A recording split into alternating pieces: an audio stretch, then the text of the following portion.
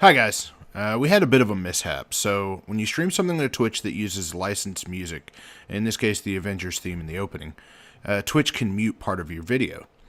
The first 3 minutes of this 2.5 hour long review was muted. Luckily, the only thing that we lost is the introduction of the show, the introduction of the panels, and the first few pieces of information like the facts. I've recorded and hopefully linked everything together properly, and it should come out okay. For our panel this week, we have Danny, DKP Kilpatrick, Paul Pebbiv Burns, and Alexander Idafy Hernandez. So thanks for understanding and enjoy the show. Hello and welcome to Preparation Avengers, a weekly podcast with up-to-date impressions on every film in the MCU leading up to Infinity War on May 4th.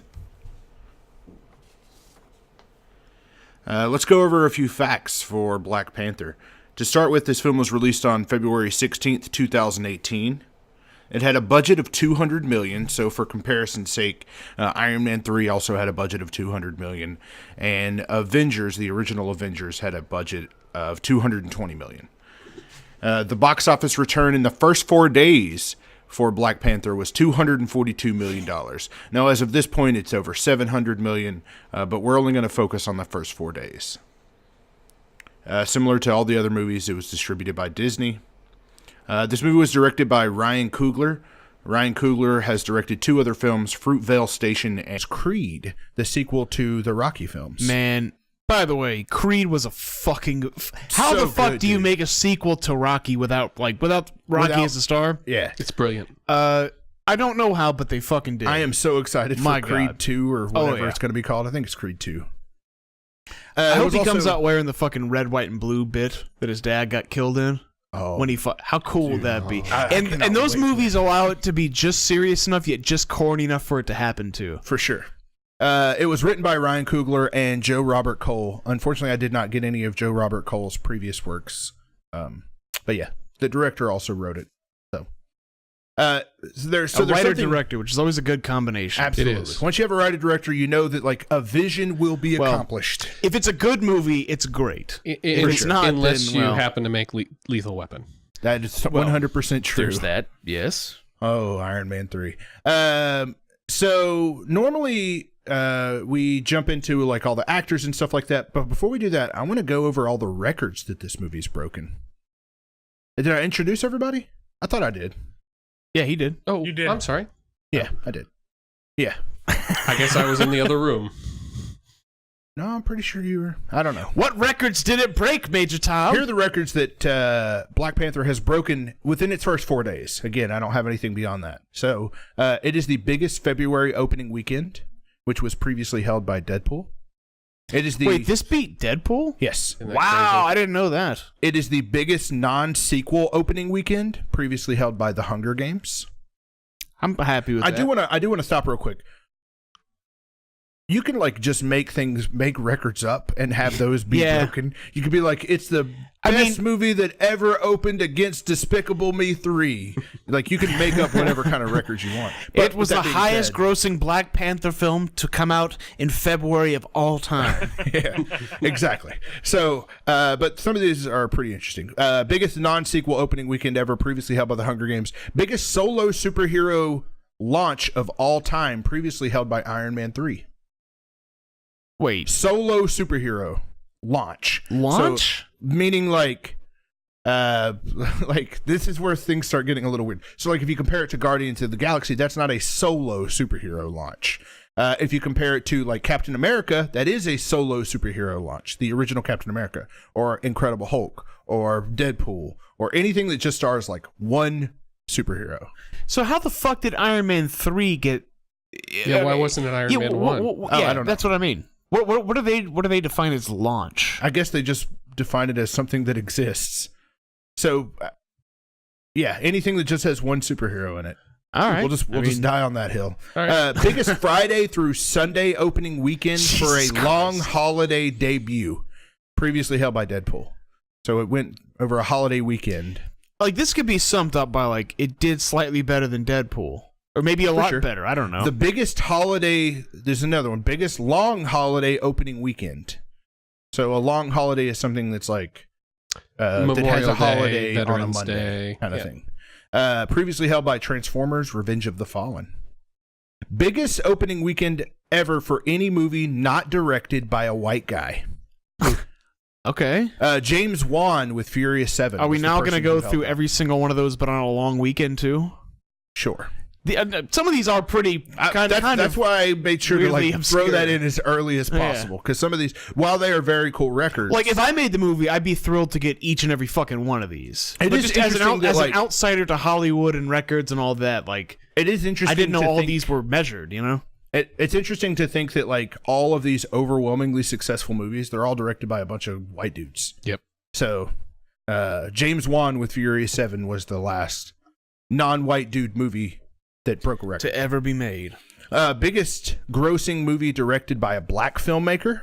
Gary Gray with Fate of the Furious was the one that it beat for that. You know, I'm really disappointed that like I know that Get Out did super well. I was hoping that it held some of those records. So Get Out was a small movie. Yeah, but like it killed though at box office. It absolutely all the did, critical acclaim. But it was compared to the amount of work that went into it. Right. But my point is though, like it would totally make sense that Black Panther would overtake this because it's a Marvel movie.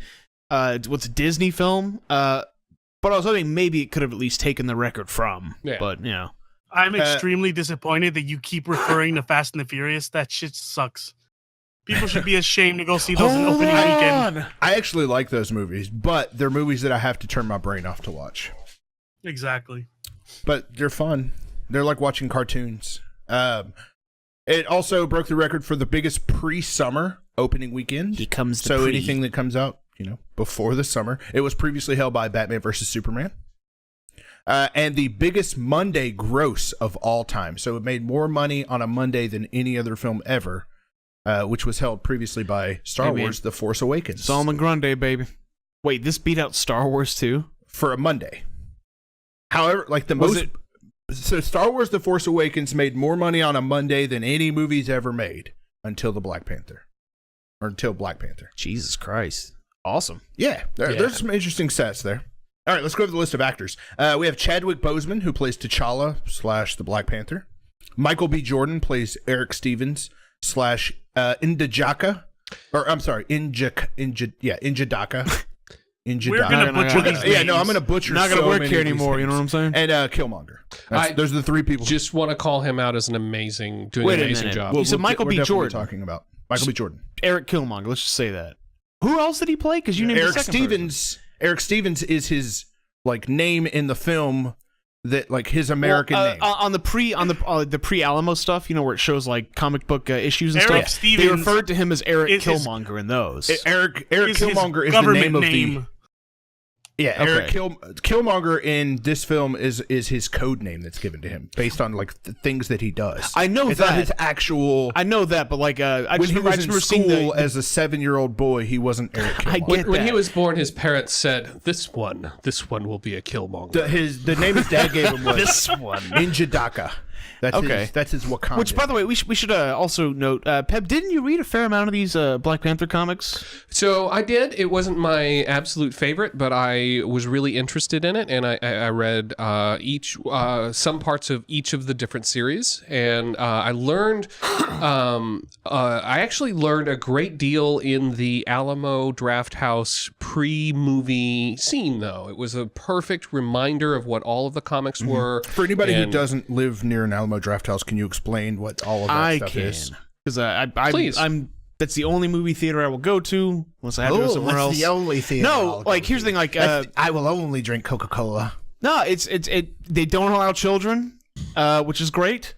They do, just not during most showings. They're children specific. You can only go at weekends, before noon. Yeah. That's where you can bring your kids. Can't bring your kids. Shout out to Chappelle's show. Anyways, so instead of most movie theaters, if you get there early, right, it's showing here's the first look at ABC's new detective Maria series. Menounos presents Dog Shit Incorporated. The best shows that are coming to YouTube. Maria Menounos. Ricky Martin presents, and you're forced to watch all this shit. What the Alamo does, they hire out people to make an hour-long compilation film of things that are either related to Black Panther, whether that's fan films or whether it's people talking about the comics or like or just comic book facts. They always they do inject, no funny they stuff do in no as well. advertisements. Like when you go watch like an Avengers movie or something, they'll have like a Hispanic 1970s version. That's like, where the fuck did you find this? Yeah. Star Wars had Turkish Star Wars as well as full costume ballroom dancing with the droids. Those sorts of things. They do a lot of like, if you go to YouTube and you search like funny and then whatever the title of that movie is, they get a lot of those types of things and throw them in. And that's before like you your watch the movie. pre-screening stuff Yeah. to not punish you for It showing up basically early makes to a it movie. worth it getting there early. I remember for the one for It Follows, if anyone's seen that, all it showed was PSAs on safe sex and sexual transmitted diseases. And like I didn't know, like Fucking I had an hilarious. idea of the movie at first, but I didn't understand exactly like the allegory the film was making or whatever. Yeah. So I was like, what the fuck does this have to do with anything? So yeah, But, basically to get us back on track, the pre-trailer portion of Black Panther at Alamo Drafthouse has tons and tons of facts about Black Panther. And information about the comic books and the different runs of the comic books and which characters were important in them. Very cool. Very cool. Very cool. Michael B. Jordan, Eric Stevens, Indijaka Killmonger. Lupita Nyong'o plays Nakia. Lupita Nyong'o is also Maz Kanata in the 2 new Star Wars Oh, I had no movies. idea. Yeah, she plays the love interest Old to butthole T'Challa. eyes, man. She does. Denai Guerrera plays Okoye. Okoye, she is the general. She's probably the most badass character of this movie. So badass. Not to jump ahead, but yes, probably the most interesting character in the film. She's also played, She's famous you for go. playing Michonne in The Walking Dead Exactly. TV series. That's what I want to bring Which up. is But another you got badass me. character. Oh, Michonne is fucking killer, dude. I'm not even a huge Walking Dead guy, but like, all right, man. I'm sorry. Tommy's a big Coral fan. I forgot. Coral. Martin Freeman plays Everett Ross. Everett Ross is the one of the 2 white dudes in the movie. Yep. Daniel Kaluuya plays Wakabi. Daniel Kaluuya was in Get Out. He was the main actor from Get Out. Yeah, so one quick note about that guy, and it's shocking to me how many people don't recognize him. Once, cause I've talked to a couple people about it. Yeah, he was the main guy in Get Out, and have you ever seen someone who has like severe alcoholism? Their face gets really bloated, and they look fucked up. That's what he looked like in this He movie. looked like to he me. put some weight on for this movie. No, he got maybe not really for this buff. movie. You could see, like, most of his scenes are like just like his face and his shoulders, right? It's like a tight close up kind of. But there are scenes that you can see like he got kind of built for this movie. He worked out, but unfortunately, like it made him like in his face just look fatter, and it was really distracting for me. Because like the last movie I've ever seen him was Get Out, and that wasn't that long ago. So he was the wife or the husband of the general, right? Yeah. The Rhino Rider. Yes, the Rhino Rider. Awesome. Man, I'm so excited to talk about this movie. Letitia Wright plays Shuri. That's T'Challa's sister. So my favorite. I'm going to get it out there now. It's going to destroy DKP's hopes and dreams. She's going to be our next Iron Man. She's so going to be fucking Iron Man. hope not, man. She's So definitely. If they just recast her, that's fine. So it's the actress you don't like? Not Yes, you don't no- have a problem with the character. No. Look, here's the thing. Are you kidding? Listen, That's weird. So no, I have problems with the character and like some of the dialogue and stuff, and we'll get to that later. But specifically, the first time I ever saw that actress was in an episode of Black Mirror. Yeah. And you know how it's like, okay, there's certain actors or actresses where it's like, okay, I just like their mannerisms, and it's like just the way they talk. I really dig on that. From the moment I watched the episode of Black Mirror that she starred in, which is in I think the latest season, I was like, I don't like that actress. Like, the way that she talks, it just annoys me. I had the And exact- Holly Hunter is that for me. I can't watch anything with Holly Hunter in it. I get where you're coming from, but I had the exact opposite experience. Yeah, she's- Every time she was on the screen, I was like, oh, I wish I could hang out with her. Yeah. No, because I already had that like thing where it's like just the way that she talks and shit annoys me, and her character was like the comic relief, She kind of was. obnoxious, like it was doubly so, and I fucking hated it. But that's basically the only character in the film I kind of didn't like, though. Winston Duke plays M'Baku. M'Baku is the guy who challenges him at the very first, like, Yeah, he's the guy that wears the the gorilla mask guy. Oh, Yeah. he is so the cool. the, So the cool. mountain dwellers, I think they call them. Right? Yeah. Like if if Okoye is my favorite character, then he's definitely close. Who's second. Okoye? Okoye is the general. Okay, sure. And I gotta say, and another thing he does that's just sort of subtle is he's not how do I put this? He's shaped more like I am than like everybody else in this movie, and that to me was deeply satisfying. Got a little bit of a belly on him. He got a little bit of belly on him, and that was okay. Yeah. I was gonna say, for anyone that has never seen Pebiv, he is about 6'4", black man, very charismatic. He does look just like him. All true. No, like, was he a little bit fat? I just thought he looked built, like just like, you know how like when you see men in strongman competitions, how they got a little bit of a gut because they put on like mass. I sound like Mac from It's Always Sunny. Put on mass. But like that's what he looked like to me. I did not for 1 second thought that he looked a little tubby. Yeah, that's cool. But well, no, I feel like he did have a. I wasn't paying that much of attention, so I'm probably the one that's mistaken. Me and Idafy here. We should say I'm not going to say that this gives us any more clout or anything, but Peb and I did have seen it twice. We watched it around the time that it came out, and then we watched it again. No, it doesn't give you more clout, that we noticed, it's going to be extremely helpful for people like me who don't remember all the names because I wasn't paying attention to that specifically the first watch through. And you certainly I will were. give you like, he does feel like almost the everyman. Yeah, very much so. Baku's rad. He's awesome. Next up, he does? The guy that lives in the mountains? Dude, he's so rad. Next up, Angela Bassett. Plays T'Challa's mother named Ramonda or Ramonda. Probably Ramonda. She was originally going to be Storm back in the day. Dude, cool. I don't like Halle Berry that much. I would have preferred her as Storm. I would have too. Yeah, I like Angela Bassett. Next up is Forrest Whitaker as Zuri. Yep.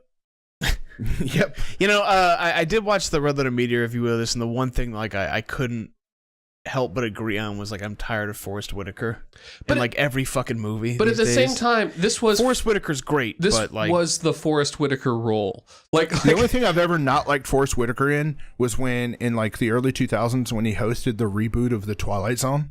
He was the Rod Serling character for the That's almost as weird as when Tracy Morgan did Fear Factor, and it's like it went from Shannon Doherty. Remember her being like, "I wonder if these boys are going to be insert pun here scared," and it's like that. And then Tracy Morgan hosted it and was like, "Hey y'all, Tracy Morgan here. These boys scared as shit," and it's like, what? It was such a weird departure tonally for the show, but I fucking loved it.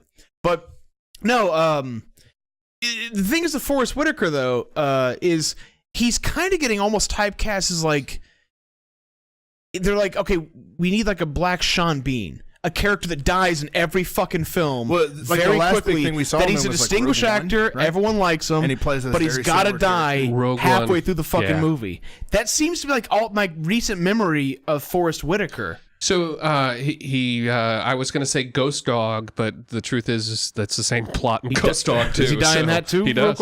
Exactly. Next up, Andy Serkis plays Ulysses Claw. Which, dude, I guess I don't know what the fuck Andy Serkis looks like. He presented Serkis. something at the Game Awards, I think. Yeah. And I saw him then and still did not recognize him. Only found out afterwards that was him. When I was in high school, I was obsessed with the Lord of the Rings trilogy. So then I watched like all the special features, and I was super invested in watching. So like Andy Serkis as a human being is somebody that I have a very visual connection to. Like consistently, anytime he's involved in something, he was heavily involved in a lot of games. Made He by might Ninja be Theory. like the most talented actor in Hollywood as far as like jack of all trades, master of everything. He's As far as very, being very like the most talented mocap person, he's a good writer. I think he's directed, and he's a good actor. Insane. And he's written and He's directed fucking video games. He's fucking Caesar. And he Caesar. sees. Oh, it's brilliant. Caesar And is like in home. this movie, he made a totally uninteresting character, someone I enjoyed seeing on the screen every time I saw him. For sure. I was bummed out when they fucking mandarined his character. They did Mandarin And his I character. knew they were going to, but We get a little bit more of him in a movie that takes place in the past to this movie, so it'll be nice to see him again. Yeah. wait, what? We'll talk about it in the future. Well, hold on. Has that movie came out yet? Not only has it come out, it's in phase 2, and we will be talking about it in a few weeks. He's in it? Oh, yeah, he's in it. Yeah. Oh, wait, so we're not going to mention the other movies? We have to. I mean, we have to, but I just feel weird talking about Yeah, stuff but we're that we're going completely to out of order highlight. now. We have I know, but it's going to be as weird. long as it because I don't pertains want to to this highlight. movie. I don't want to highlight moments that happen. Just in tell other me movies. what movie he's in. He's We'll in move Age on. of Ultron. Okay, I don't remember that. Okay. I'll give you a hint. He's a monster. He is a monster. I'm a monster. Unfortunately, Oh, I get it. Oh, I I totally think we get it have now. to reference other movies in this one just because some of the events from Civil We War don't have to and all that either. happened in this. So we have don't to. you- I fucking tell me agree, to live but my there are certain things like how we saw Ulysses Claw. I mean, DKP, like he just said, he doesn't even remember him being in a previous movie. That would have been a So- legitimate shock to me if I saw him again in Age of Yeah. Ultron. So Thanks to spoilers, assholes. I don't want to ruin moments like that. Like there are things that happen in Black Panther where we get like flashbacks of events that happen in Civil War. We can of course talk about those because those happen in flashbacks. There are things like the post-credit scene that of course we'll be talking about at the end. We got to talk about the fucking the eyeball conundrum between flashbacks. Sure. We'll get to that a little bit later, I suppose. So I was thinking the same thing. That's a great transition. Our next actor is John Caney, who plays King T'Chaka, Black Panther's father, and the former Black Panther. And then, just to kind of throw this in, Atandwa Caney plays the young version of King T'Chaka. And if you notice, they have the same last name because It's his son? It's his son. Ah. Also, Forrest Whitaker's son is in this film, and he plays The young version of the Forrest young version Whitaker. of himself. I had Yes. no idea. That is Dude, I- incorrect. What? Then who is he? Oh, That damn. is, he just happens to have the same last name. That is not his son. Are Oh. you sure? So you're telling me they found a younger actor looks exactly like Forrest Whitaker with this fucked up ass eyeball, and he just happens to have the same last name? That shit ain't I will Hereditary? bet money on it. I trust you. Maybe they Superman No, you sound mustache very that confident, eyeball. so I'll allow it. they Henry Cavilled his eye. Cavilled his eye. So that also assumes like, yeah, he's had it forever. I would have been fine just being like, oh, it happened later. You know? I believe, and I don't want. This is where I'm a little sketchy on the details, but I believe that is a common thing. Oh, okay. Well, I hope I'm certainly not being insensitive. Yeah. Probably You am. But, insensitive? Hey, man. Never. shout out to Peb's mom. That's all I got to say. I don't know why. I mean, That was a nice time to inject that one. It was, yeah. Okay, so yeah, that's pretty much it for our actors and our records and our facts. DKP, can you tell me the plot of Black Panther? My God, can I tell you the plot of this movie? Now, this is a movie I find to have some, like, I don't want to say the least amount of plot holes, but like the big ones there aren't a shitload of. But the way that this movie is described to a layman might be the dumbest sounding movie of all time. All right. So I just want to preface that. And it's like when we get to the discussion, it's not going to sound as I stupid. like that you're giving a but caveat giving to a- this when like your plot synopsis of every one of these movies Well, sounds really dumb. it's because I just saw this one. All right, so basically, what this movie is about? It's about this giant rock that's floating through space, made out of this like super badass metal called vibranium, right? And it crash lands on Earth on the continent of Africa, and everything's Gucci for a while. Then like humans evolve, and because they're around this metal, which has like magical Harry Potter-esque properties, like they evolve super quickly. And like before anyone can like record, Evolve? they become like evolutionary, like smarter, evolve, like probably way before anyone else as far as like cognitive functions and shit. Because you also have to assume that they were able to like cloak and hide their stuff before any written records of it ever existed. So that Not propels quite the word them- I would use, but Okay. again, the language is there. So go ahead. It wouldn't have been had you not stopped me. Anyways, moving on. So what they basically do is they're able to evolve technologically, everything like far superior to anyone else, but then sequester themselves away, find a way to hide themselves, and basically like, I don't know, just do shit with this metal that they have. That's kind of it, really. Now, for thousands of years, they just fuck around with the metal, and it's cool, right? We're all metal now. We're metalheads, you know. They like this sort of shit. So, but then people really want this metal because it's a hard metal, and it's hard as fuck. They also want some of the technology. Now, fast forward to 1992. We fast forwarded to 1992. Some kids playing hoops and some people die. You see the Black Panther for the first time, but it's not the one you see for the rest of the film. You see, no, it's commonly referred to as the incorrect term, misnomer. Yes, incorrectly. I was going to say that you're butchering this one, but like you are being very consistent to all the other episodes. So continue. Good. Yeah. That was kind of. Anyways, so yes, it starts off. It's a period piece film, most of all, in 1992, which I think is the way that Major Tom described it, and it did not disappoint when I saw it for my first time. Which, man, I gotta tell you, like, first times are always great. It hurt. It's like getting your hymen broke. It's phenomenal. But all right, so let me wrap this up. So basically, the premise of the movie is like, okay, that's the establishing for the entire kingdom of Wakanda, right? So the rest of the world kind of independently shoots up around it. All the events that we know it, and the ones that happen in the Marvel Universe also take place. But they decide to be hands off. To say, look, we've got a good thing here. We got all this cool metal that we can fuck around with. We don't need to fuck with war because there's cool metal here or anything like this. So we can just kind of be hands off. Then Michael B. Jordan steps up. I didn't even really explain the events in 1992, but like basically one of the kids playing hoops, his dad fucking gets murked, right? By the Black Panther. Fucked up. And Forrest Whitaker. Well, kind of. Anyways, so not to spoil it too soon, but yeah, he gets our hero, our protagonist T'Challa, who is the Black Panther, right? After his dad had an untimely demise, takes on the reins of not only King of Wakanda but also the Black Panther himself. But then is challenged to the throne for a second time by Michael B. Jordan, who does have a blood right to it to some degree. As it turns out, the kid playing hoops in 92 is his cousin. And also, so they fight almost to the death. Not really. Morgan Freeman's in it for some reason.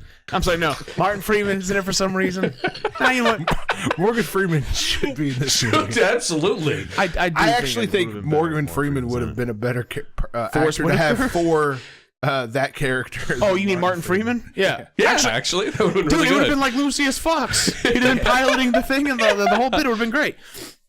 Anyways, but Michael B. Jordan's character is like, hey, you guys are dickheads for holding in all this technology. Look at all the suffering in the world. Now, instead of trying to help the suffering, I kind of want to help destroy everything.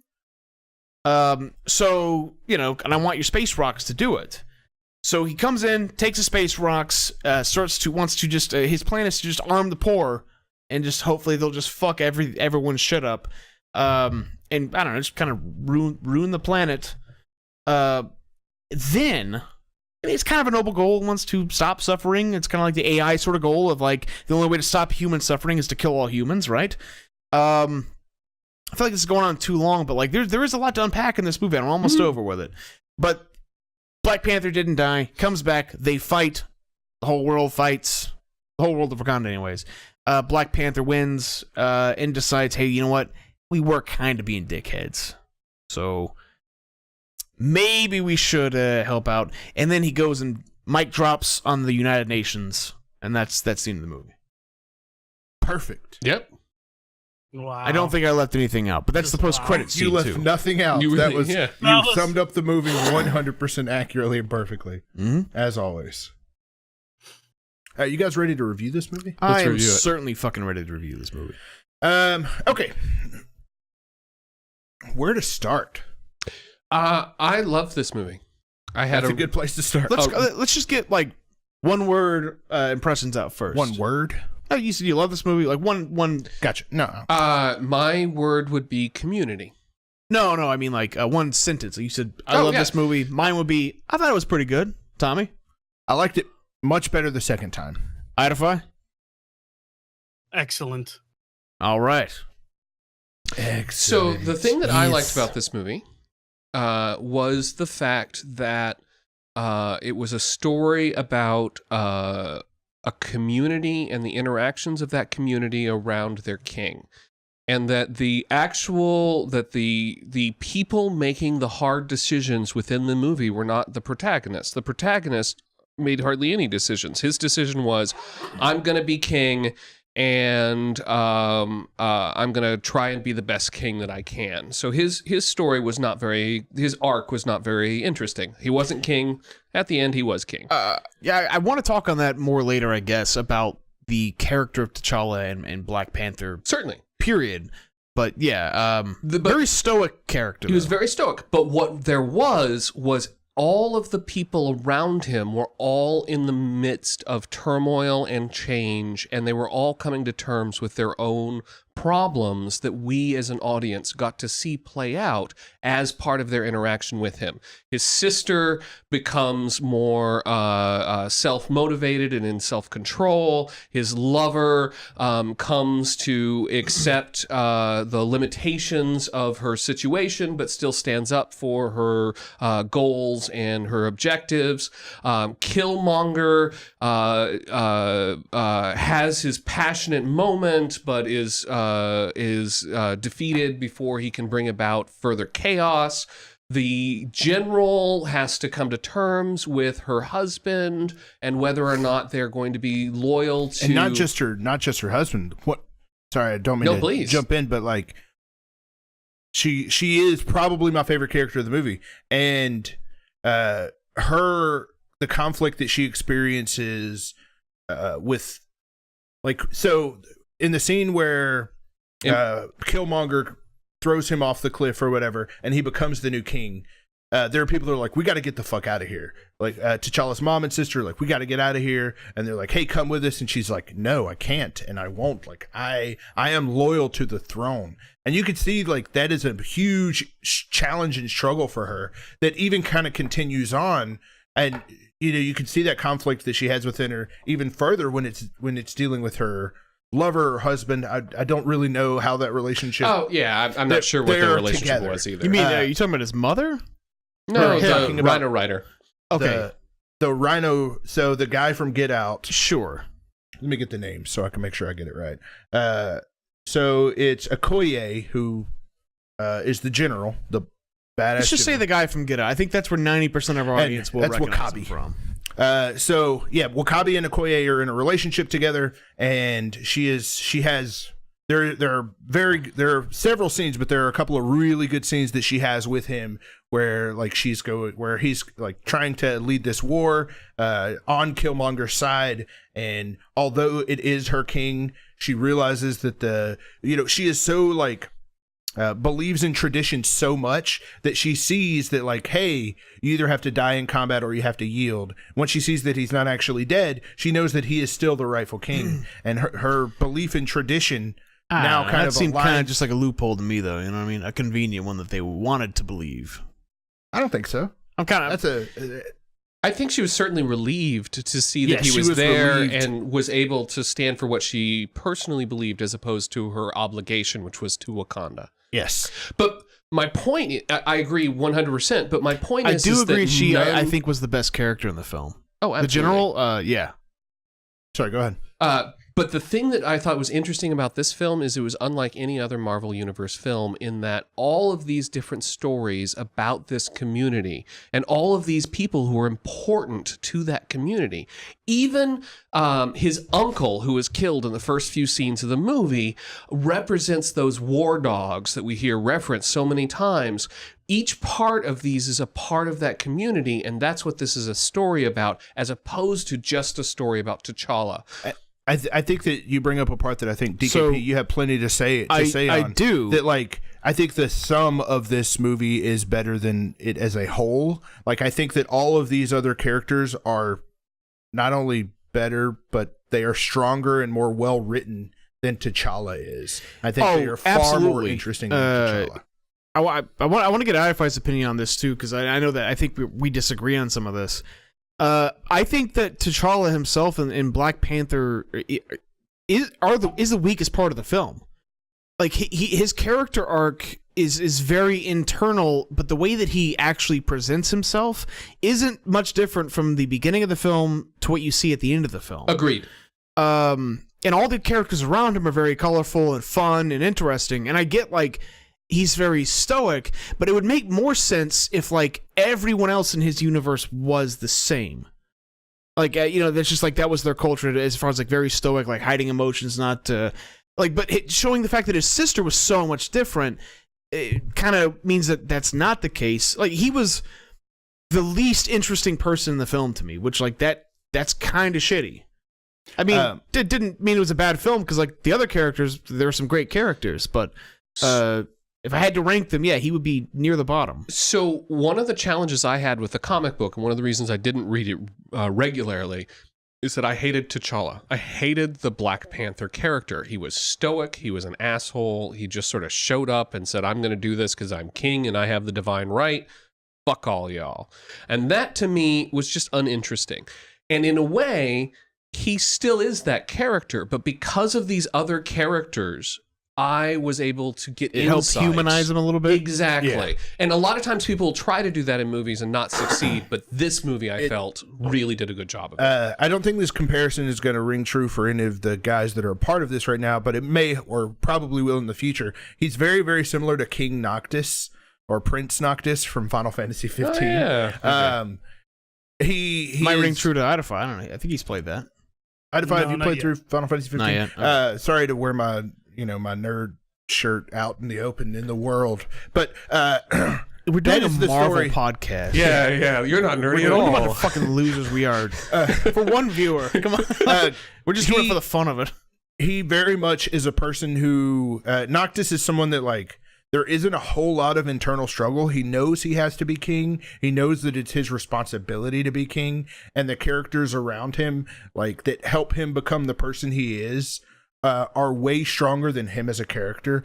Like I don't want to spoil Final Fantasy 15, even though most people probably already know it, even that haven't played it. Regardless, he doesn't have a lot of emotional reactions or responses to things. He is also a very stoic character, but I think that is. I'm not saying that you guys are incorrect in your assessments because I feel the exact same way, but I think that when a character is like born to be something, when someone is predestined to become something, I think that person that we see on the exterior is a lot of like, this is what you're going to see. This is the type of person. You can either see kings are kind of weird. There are good kings and there are bad kings. And, we get that scene where he's in, I don't know what the place is called, but it's basically after he eats the flower. He's in his psychedelic savannah land. Yeah, where he gets to see his pops and all the other cool Black Panthers and all that. And his dad talks to him and he's like, you're a good person, and that is what that's going to be your struggle. That's going to be the challenge you have. I don't think that that isn't like paid off. We don't get like the full extent of what it means for him to be good. I mean, granted, at the very end, we get that scene with him at the UN, which I think is signs of things to come. But I think a lot of that is based on things that happen to people around him. How Eric Killmonger communicates with him and what his message is and what he's trying to accomplish, but also his girlfriend. All of those people kind of help mold and shape him who he becomes. So, yeah, I don't know where I was going with that, but I think he is an interesting character, but I think that he is not that interesting, and I think that just kind of comes with the territory of who he has to be for his people. What do you think? That's one of the things that I actually liked about Boseman's character this time around. Overall, the movie's just 100 really solid, but you saw that transition from him becoming king, thinking that he's going to run things the way his pop did, to him finally realizing around the end, you see that kind of change in him that it's like, oh shit, no, I can't run things the way they were. I have to be my own king. I loved seeing that struggle. See, to me, that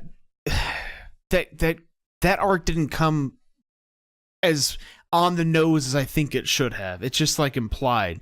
Like, for example, here's what I'll say about this film. It's very much like Iron Man 3, where it's like the themes. Don't you fucking No, dare. hold on. But the themes are all like really good, but I don't think they explore them enough, or in some not in the right way. Like, for example, Killmonger's whole bit is like, look, our people are fucking like being persecuted. They're dying. And yeah, I had to live that. You're not doing shit for it. I think like a scene where he like, okay, picture this scene, right?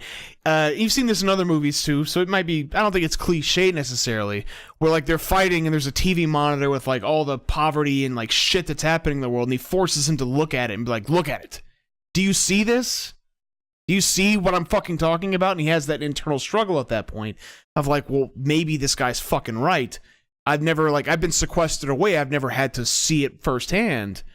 Like, I think that would have been an extremely effective scene, but like that sort of shit wasn't in there. I get what you're saying, but he's not sequestered away. Like, there are Wakandan spies in every single country. And the last movie that we saw Black Panther that's the other thing too. Like, he was very comfortable being in that's the other many thing parts too, of the world.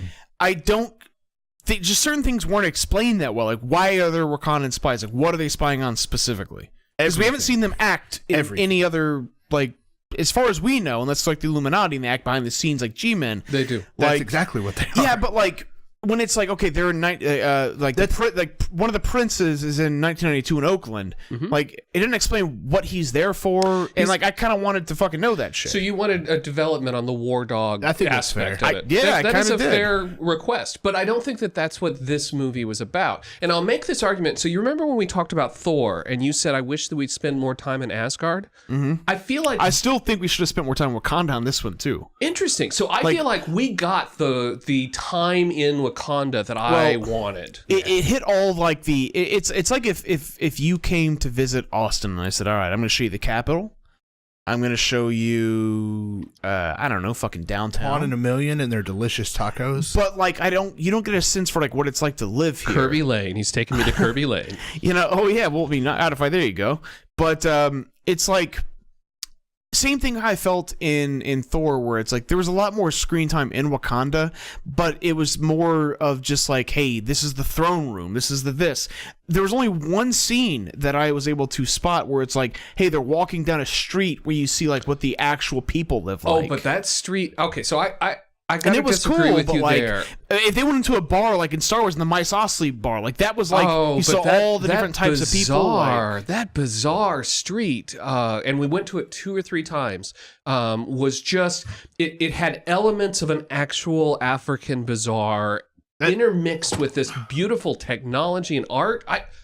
That worked for me. We're at a good place to transition to something that I really want to discuss, which is like the African culture or pseudo-African culture, or whatever you want to call it, where it's like it is a underutilized piece of like art direction style. Wakanda is not a real place, but there are it is very clearly African, and there are a lot of very clear African like inspiration in terms of their clothing and their location, all of these kind of things, and that is like one of the coolest parts of this movie. Oh, I loved it. And that's one thing I gotta say is Wakanda, especially over Asgard, felt like a real fucking city. Absolutely. Wakanda like is a lot more interesting like as a location period, because you do get more of it. The art style is something that like Norse mythology's done all the fucking time. Greek gods, all that sort of shit. Thor, fucking whatever, right?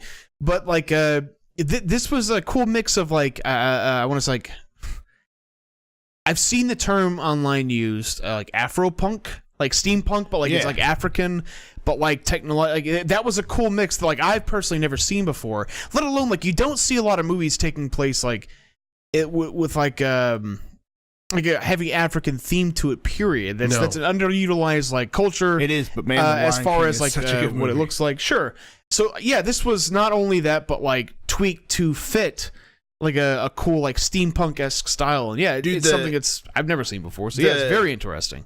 It wowed me. Wakanda is its own character, and that's what's so appealing about this city. It wowed me like both times I saw it, but the whole from like the very beginning to the very end of the scene where he is getting crowned king, whenever he becomes king, whenever it shows like all of the soldiers like they're floating and everybody around them is playing music, and then the guard, the royal guard or whatever, who's with their vibranium, they slam their staves down, and it just like creates this huge shockwave that goes out, and then all of the rivers start like these big holes form, and the rivers start falling into them to open up the waterfall area. Oh my gosh. And then you see all those people that are lined up against the waterfall, and the music that's playing. The music in this movie is like incredible. One of the coolest aspects. It was in terms of like how It was very... It was low key, I felt, but like used effectively. Not through all of it, but a lot of it was. But that was the best part. It wasn't like hit you over the head. It wasn't the orchestral, like, hey, here's the Avengers fighting. It felt like it had it was a little more stylized, like it had its own like theme that it wanted to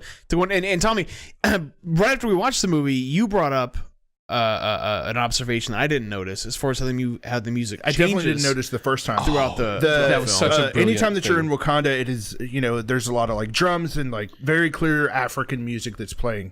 But the moment that Killmonger becomes king, maybe even the moment that he arrives, they infuse it all with hip hop.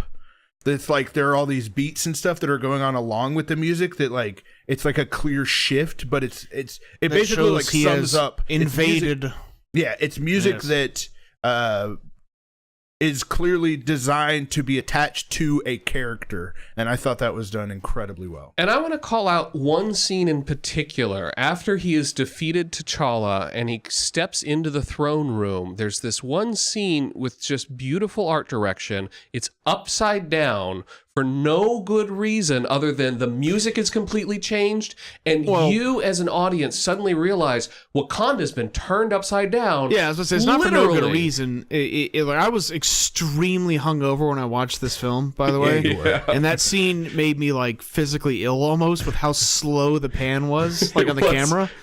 But yeah, that's to be the point. Like, like nothing is the same. Like it's you had that feeling, and the acting of each of the people after that certainly did. I felt like I was going to vomit out of duress. It was brilliantly done, and then the music after that is entirely this hip hop style of here's the new Wakanda, the Wakanda that's being made of Killmonger.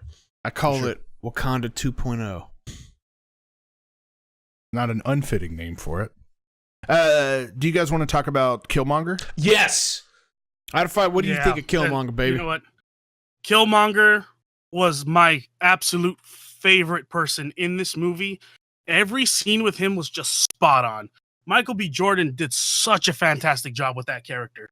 You understood his plight from the beginning to end, and the best thing about it, it made fucking sense.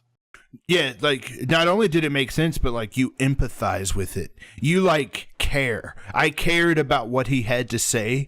The scene that he has wherever, like right before he challenged, or when he's challenging him, and he's outside and he's like taking off his jacket and he's showing all his scars and stuff like that, and he's going through. He's like, I've killed these people and these people and these people, and it's also I can kill you. And it's like as he picks up the two swords and like points it at him. Oh, super, super powerful. I don't know. I personally don't think he was that sympathetic of a villain. I did at first, but then like when I found out like what his true message was, how about Jebediah Stane comparatively though? Jebediah Stane? No, he was a good villain. Sympathetic? I don't think so. So he is. No.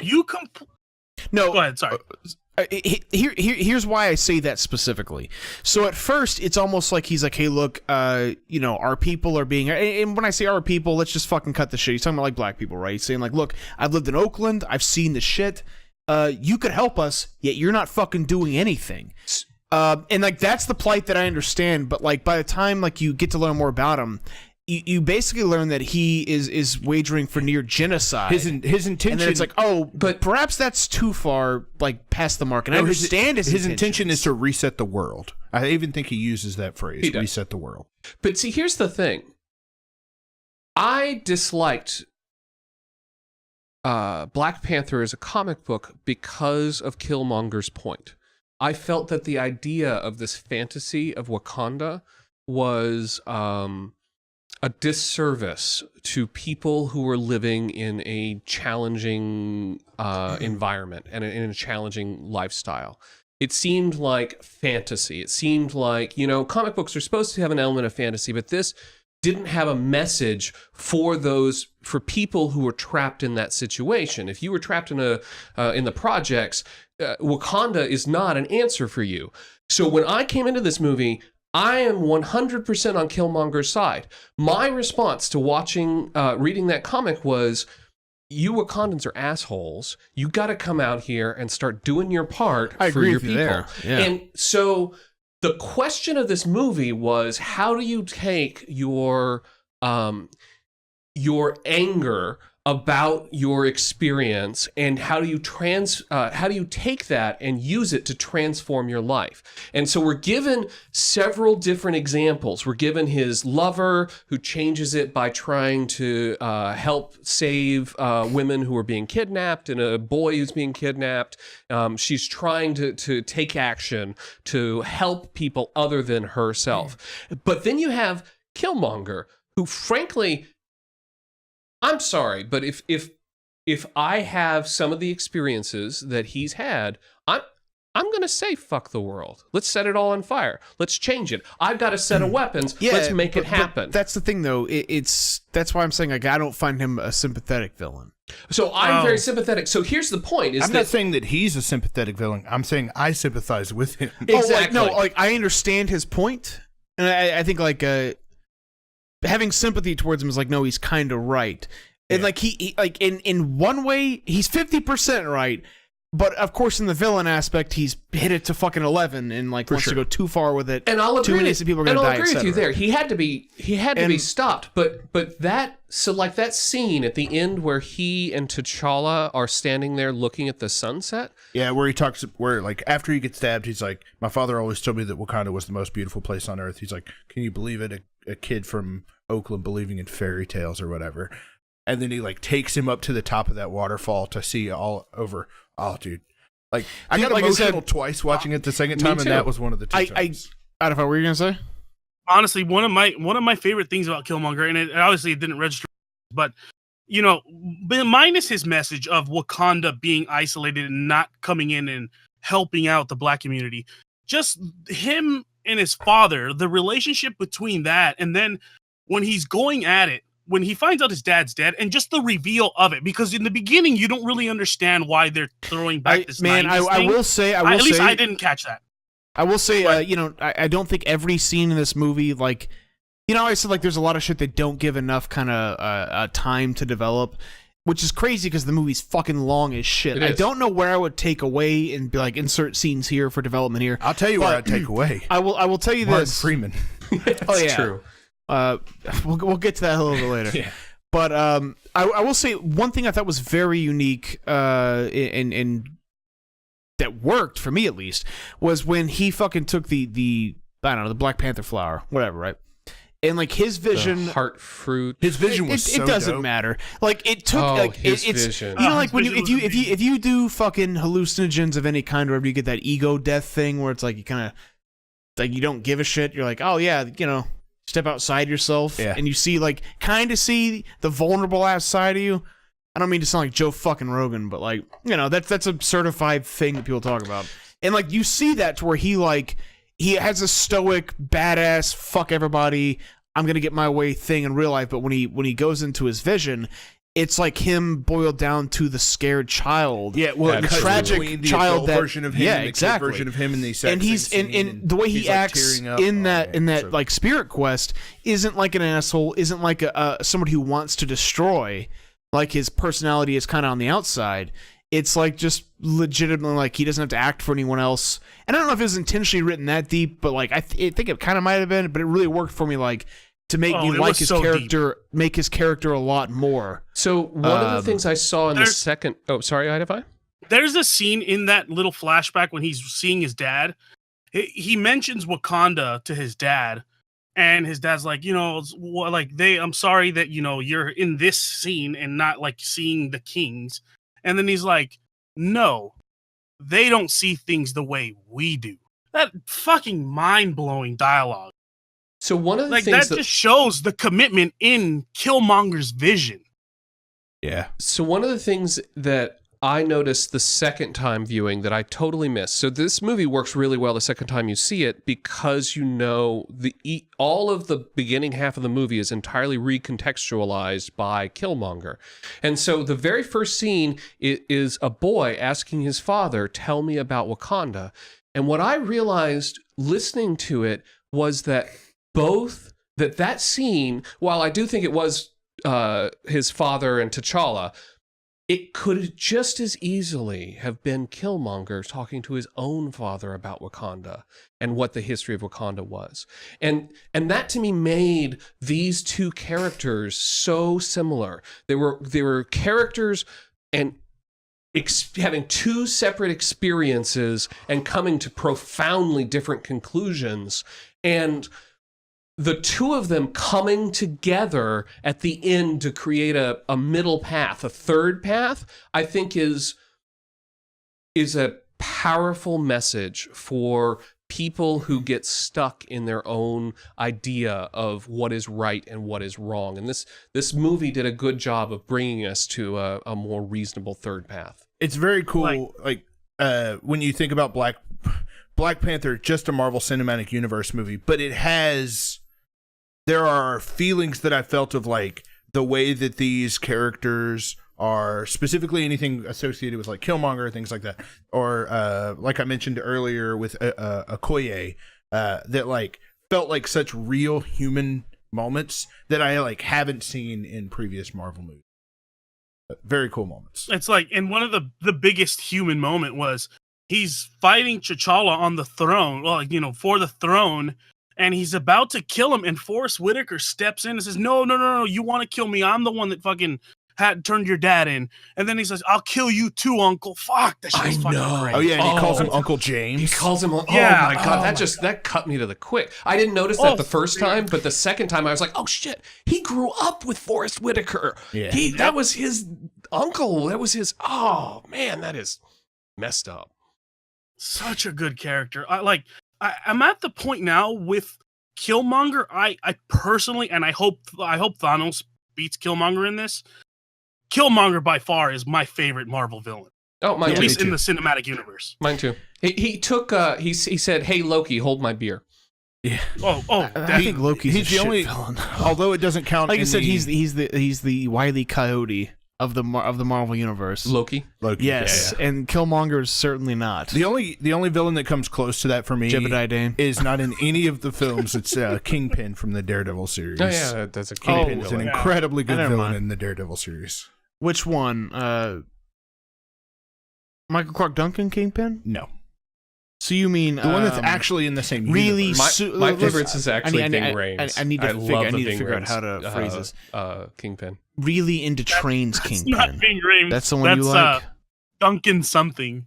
Michael Duncan. No, I'm talking about the Kingpin that's really into trains and. Vincent Have you guys seen the movie Kingpin with Woody Harrelson and Dennis Quaid? Yes. Bill Murray. Very cool. Yeah, Bill Murray. There was a claw-like character in it. Yeah, it was. I want to talk about how Michael B. Jordan looked in this movie. That hairstyle, his look, and all that whole bit is fucking cool. Yeah. And I read it. I saw an article somewhere where it's like he wants that hairstyle to catch on, and that's probably been done before. I'm going to jump to something real quick that's in Secrets of the Marvel Universe. It looked pretty fucking rad. It was cool. This is not necessarily a secret of the Marvel Universe, but I saw it referenced and I thought that was cool. Killmonger's outfit takes pretty clear references to Vegeta's armor from Dragon Ball Z. Dude, now that you say it, with the blue jumpsuit and the whole bit. Saga. Michael B. Jordan is a self-proclaimed anime and Dragon Ball fan. Also, there are a lot of similarities to the history of Killmonger when comparing him to Vegeta. Wow. That's awesome. Wow, sure. Yeah. Wow. So, that's Marvel for you, though. They just fucking got their costumes on point. So if you're, So if we're talking characters we love, I gotta call out the General. She was. My wife and I both agreed she's the most interesting character and probably the most well-acted character in this film. Oh, it's incredible. She was super interesting. I loved. From even just like little bits, like how frustrated she was with her hair, and just like with little expression on her face, she was able to tell entire stories about her own internal dilemma, and that's brilliant acting, brilliant acting, and the character. I was so excited to find out, and I love watching her fight. That was just every time she fought. The fight that takes place in South Korea is so good. I'm probably going to call back to the music a few different times in this movie, but there's a song that plays during that fight where it's like a tribal warrior theme, and you just hear somebody in the background going, "Hey, hey, hey, hey," and it's like just playing over and over again with this like tribal music. Oh, so badass! If fucking Kendrick when you Lamar, watch that man, scene again, yeah, Kendrick Lamar does a great job with the soundtrack. And I would argue that this entire movie revolves around her relationship with her husband / partner. The culmination of this movie is that scene where the two of them meet each other on the battlefield at the end, and they come to an agreement between each other about what is going to happen next. Yeah, and I wish I could remember the exact line, but the line she says to him is the equivalent of like, "I'll do anything for my kingdom" or whatever. Like, will you fight me to stop me or whatever? And she's like, for Wakanda, anything. It's like, damn. And the thing is that the two of them didn't really have much time on screen together. They didn't. And they yet didn't. They had like 3-4 scenes. Yeah, that was kind of my problem. It's like, okay, here's the thing. You guys saw it for the second time. Yep. So you knew that going into it. For me, seeing it for the first time, I forgot entirely that they were together until that scene. And that scene wasn't that long. No, I did too. The first time I saw it, I forgot. So I like, forgot they were together. that's the thing. I don't think you can judge movies. I'm gonna grade this one based on like upon first viewing That's how the all movie conveyed this. Not because you already knew it, but how does it convey it? And I that's one of the things I don't think it's been enough time developing. Same thing with T'Challa and his wife too. Like, as far as their chemistry, could you explain to me why they make a good couple? I can't. So I actually kind of liked the fact that the romance story in this movie happened in another movie. Yeah. It didn't. It was the Sir not appearing in this story. One of the opening lines was about, and it's in the trailers and stuff as well, where they're talking about like, whenever you see her, don't freeze, and he's like, "I never freeze." And then they call back to it multiple times, and Shuri asked like, "Did he freeze?" And he's like, she goes, "Like an antelope in headlights." Like, so badass. Like, that's a scene that's referenced multiple times, because to me, all of those like moments of discussing that, I think you said it beautifully when you said it happened in another. The relationship was very, very strong, and it meant something. And they've talked about being married before, and they talked about her being his queen, and they've talked about all that before. Right. But we didn't get all of that. We got the fact that they've had those discussions. This is like the last, what is it? Rogue One, where it's like, there are those $100 scenes that come up that are supposed to pay off. But because I wasn't there to develop that, like, I don't feel that same, like, heart clenching bit, at least the first time, only watching it one time and not knowing the entirety of it beforehand. Like, that is the sort of essential shit that you would kind of need to know for that scene to really pay off and be effective. So I think that's totally fair. It worked for me, but I can totally see where you're coming from. They didn't put a lot into it. And that's most of this movie to me. It's still a good movie, but like, a lot of just like, there's so many bits that like, had they just spent more time developing that rather than like the 19-minute long action scene, like, I think it would have been better. Let's talk about the action scenes for a minute, because I think some of them worked really well and some of them fell super flat. I want to get to a point where I want to talk about what I don't like about this movie. I've been doing that for quite a. No, we've been mostly talking about it because like, there are a lot of shit that I just didn't think makes sense, etc. Like, we'll get to that a little bit later, but I want to get to it eventually. I'm really curious what it was that you didn't enjoy about the movie. Yeah, same here, because I'm really finding this movie hard to like.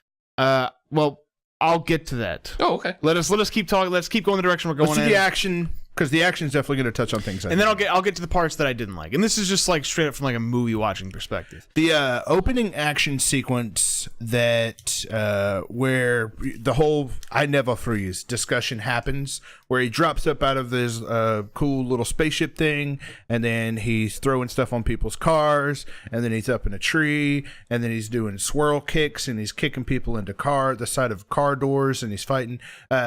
It's a very like Batman-esque fight where like you can't see fucking anything happening, and that really bothered me as like the opening fight scene. There were a couple fight scenes that were like that, where the camera angles cut so frequently, and they were that such it was close disorienting. shots. Yes, that where I couldn't tell what the fuck was happening. Yeah, I agree 100%. That first shot, the fighting gorillas in the woods in the dark, was not very effective. But here's one that I thought worked really well.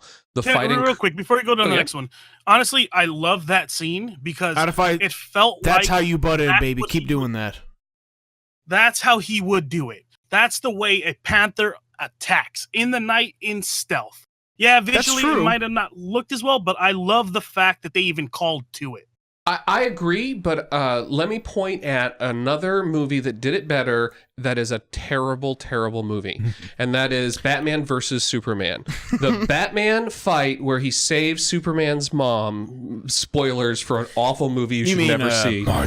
Martha. So that Batman fight had those Batman elements in it, but I was able to follow every motion. I understood what was happening. And so, like, that was a well-executed version of that. But I do agree with you that that is exactly how Black Panther would fight, is sort of that stealthy, hit them from where they least expect it style. I don't think him fighting it was the issue, or his style of fighting, or how he chose to fight. It was how that scene was filmed, and the amount of color that they chose to use at specific moments, and how quick the camera shifted from each different, like, choreographed fight or choreographed, like, action move every time he would kick, or every time when you go back and rewatch it, it's like there's like 25 cuts during that scene of like this angle, this angle, this angle, this angle, which that's how action scenes work, because it's very hard to make those look but realistic hold and on. cool, but they're done better later Not in the movie. always, though. Because Yes. here's the one thing, like, I don't want to reference too much from, like, I've only watched one other review of this movie, and it was Red Letter Media, but they brought up Creed. And you have to remember, it's the same guy that directed Creed, and, like, there was, like, the whole first boxing match was one take. Yeah, Like, and that was extremely, If you guys like... haven't seen Creed, watch Creed. Yes, watch do the it. first 6. Is it 6 or whether 7? whether Rocky you movies? love this movie or hate this movie, watch Creed. Absolutely. Yes, Creed is very good. But yeah, like, it's not. That's why I find it a weird choice for him to do it that way. And I almost think, like, part of me is almost like that's Disney intervening, being like, no, we need to be more flashy.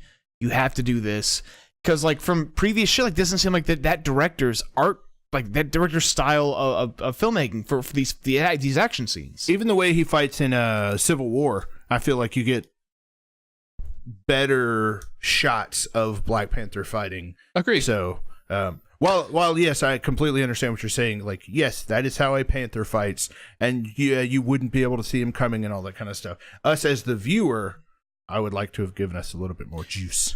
But one fight that worked was the Korea fight.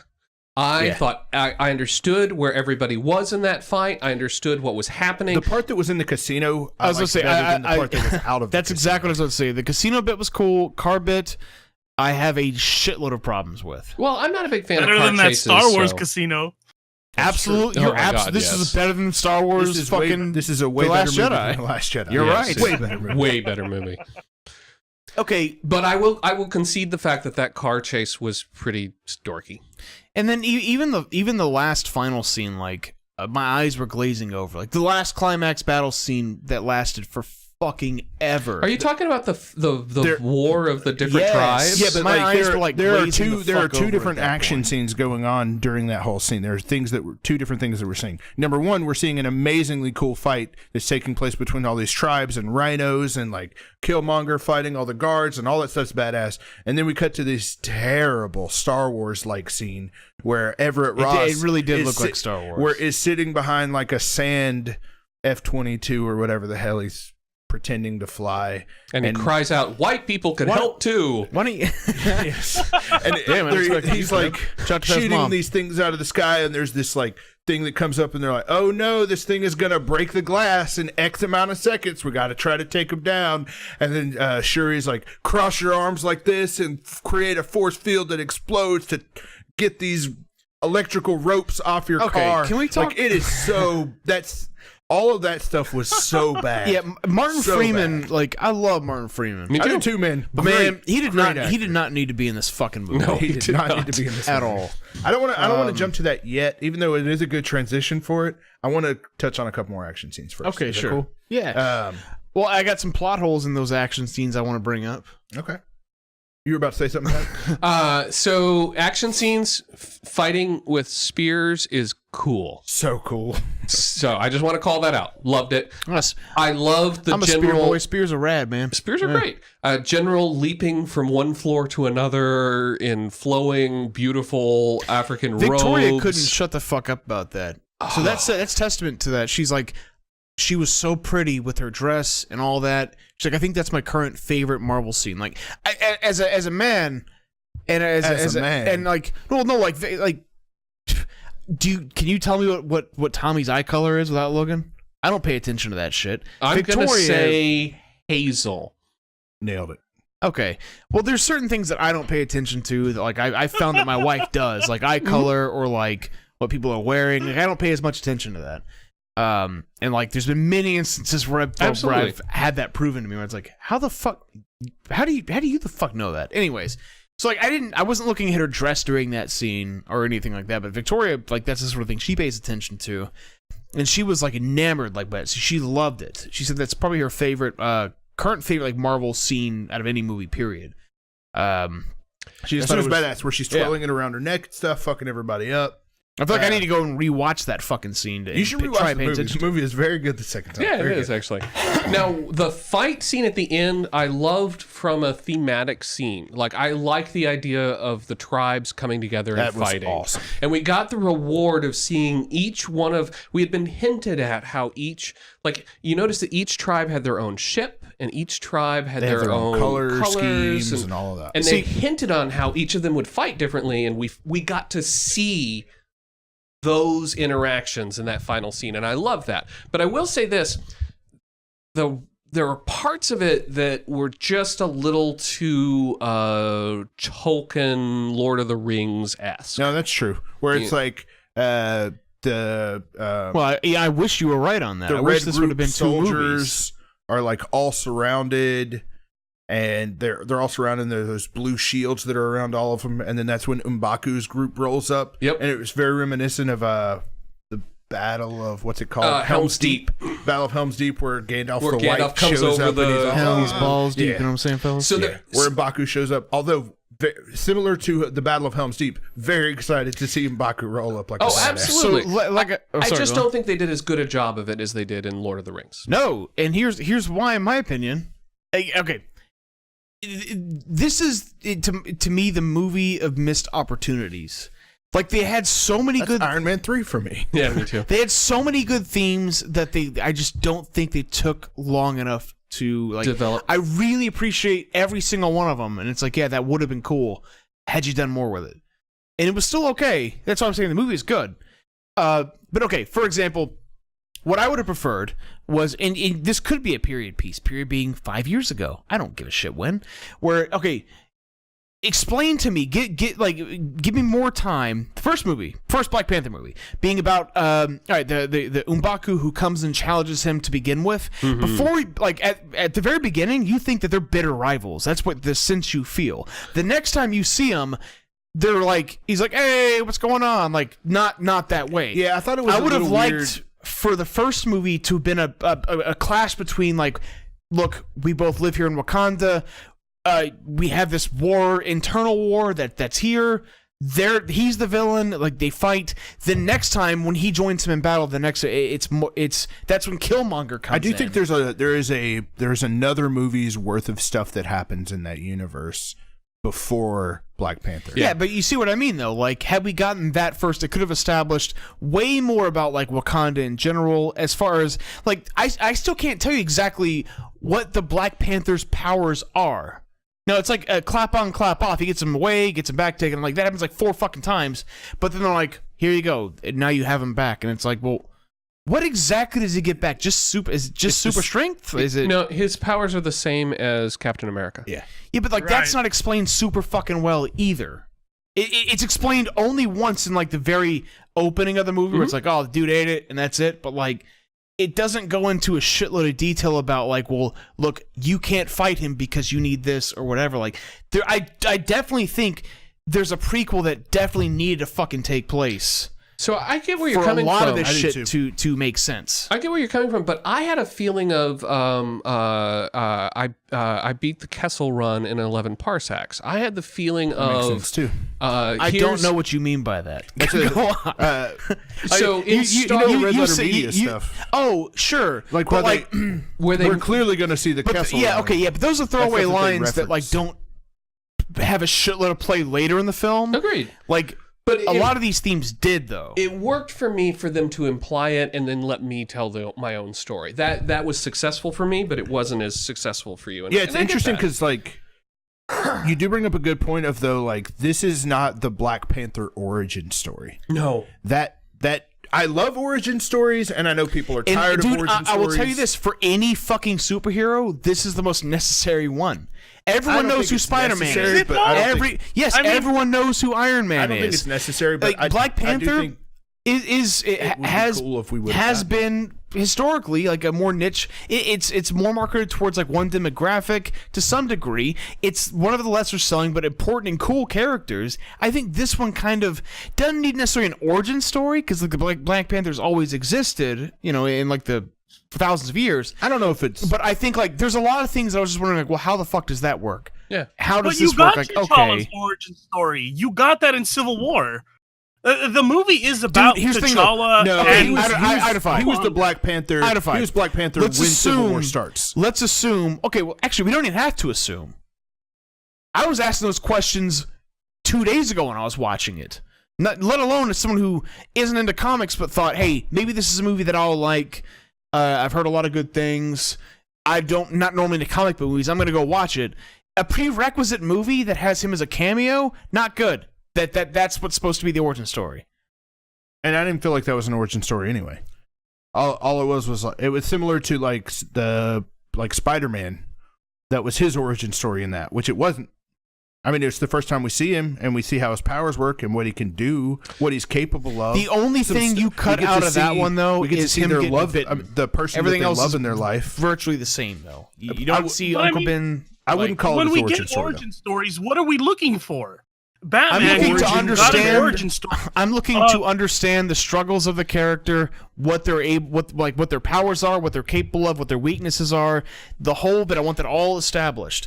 This one, like, I don't know any of that. I've never read any Black Panther comics. 100%. This movie did not provide details on those questions. I personally don't think it needed it, but I definitely think it would have been cool to have. Well, for me, that I found myself midway through the movie at many points asking myself questions like, okay, maybe they'll explain this later, but by the time it was over, it was like, fucking for real, like this is a 2.5 hour long movie. I don't know where you cut scenes from, but I more of this shit could have been established. So one of the places that I'll agree with you, I have to disagree. Okay. With what? I have to disagree. The movie established enough of T'Challa to know what he's going through.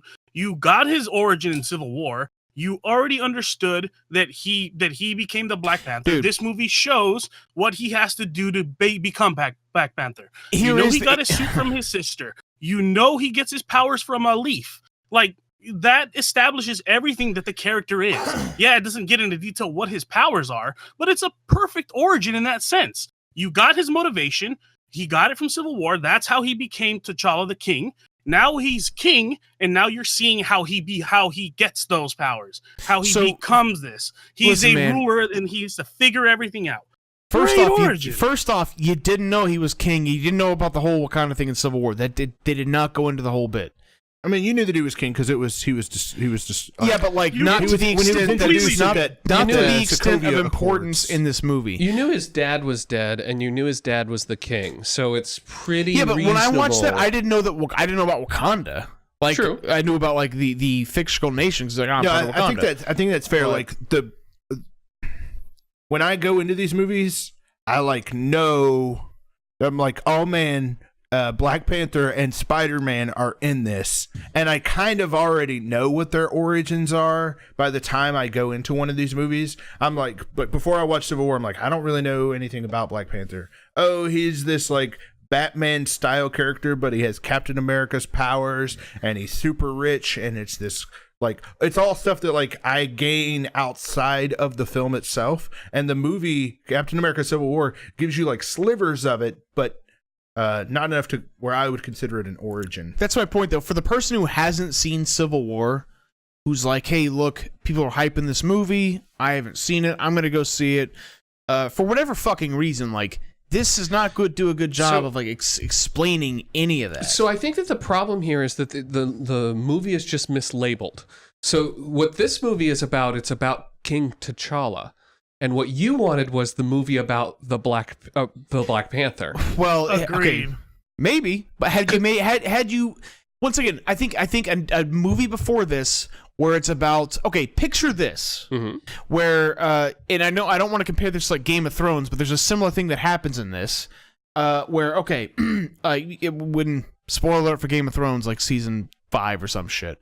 Everyone when dies. Theon goes to take the Iron Throne, or you know his sister is, and then his brother shows up, and it's like, oh fuck, like he beats the shit out of her. And there's this whole bit, and there's the whole thing there. Like that felt like real fucking like super fucking powerful because there was the lead up to it for the whole thing, right? But you didn't have enough lead here. With this, like there wasn't enough time to develop what because you saw like the whole struggle of at least Theon, who was like the other half of that coin in Game of Thrones, like. Basically, like, he wasn't going to take it. His sister was, but, like, she got it robbed from her, equally as robbed from him.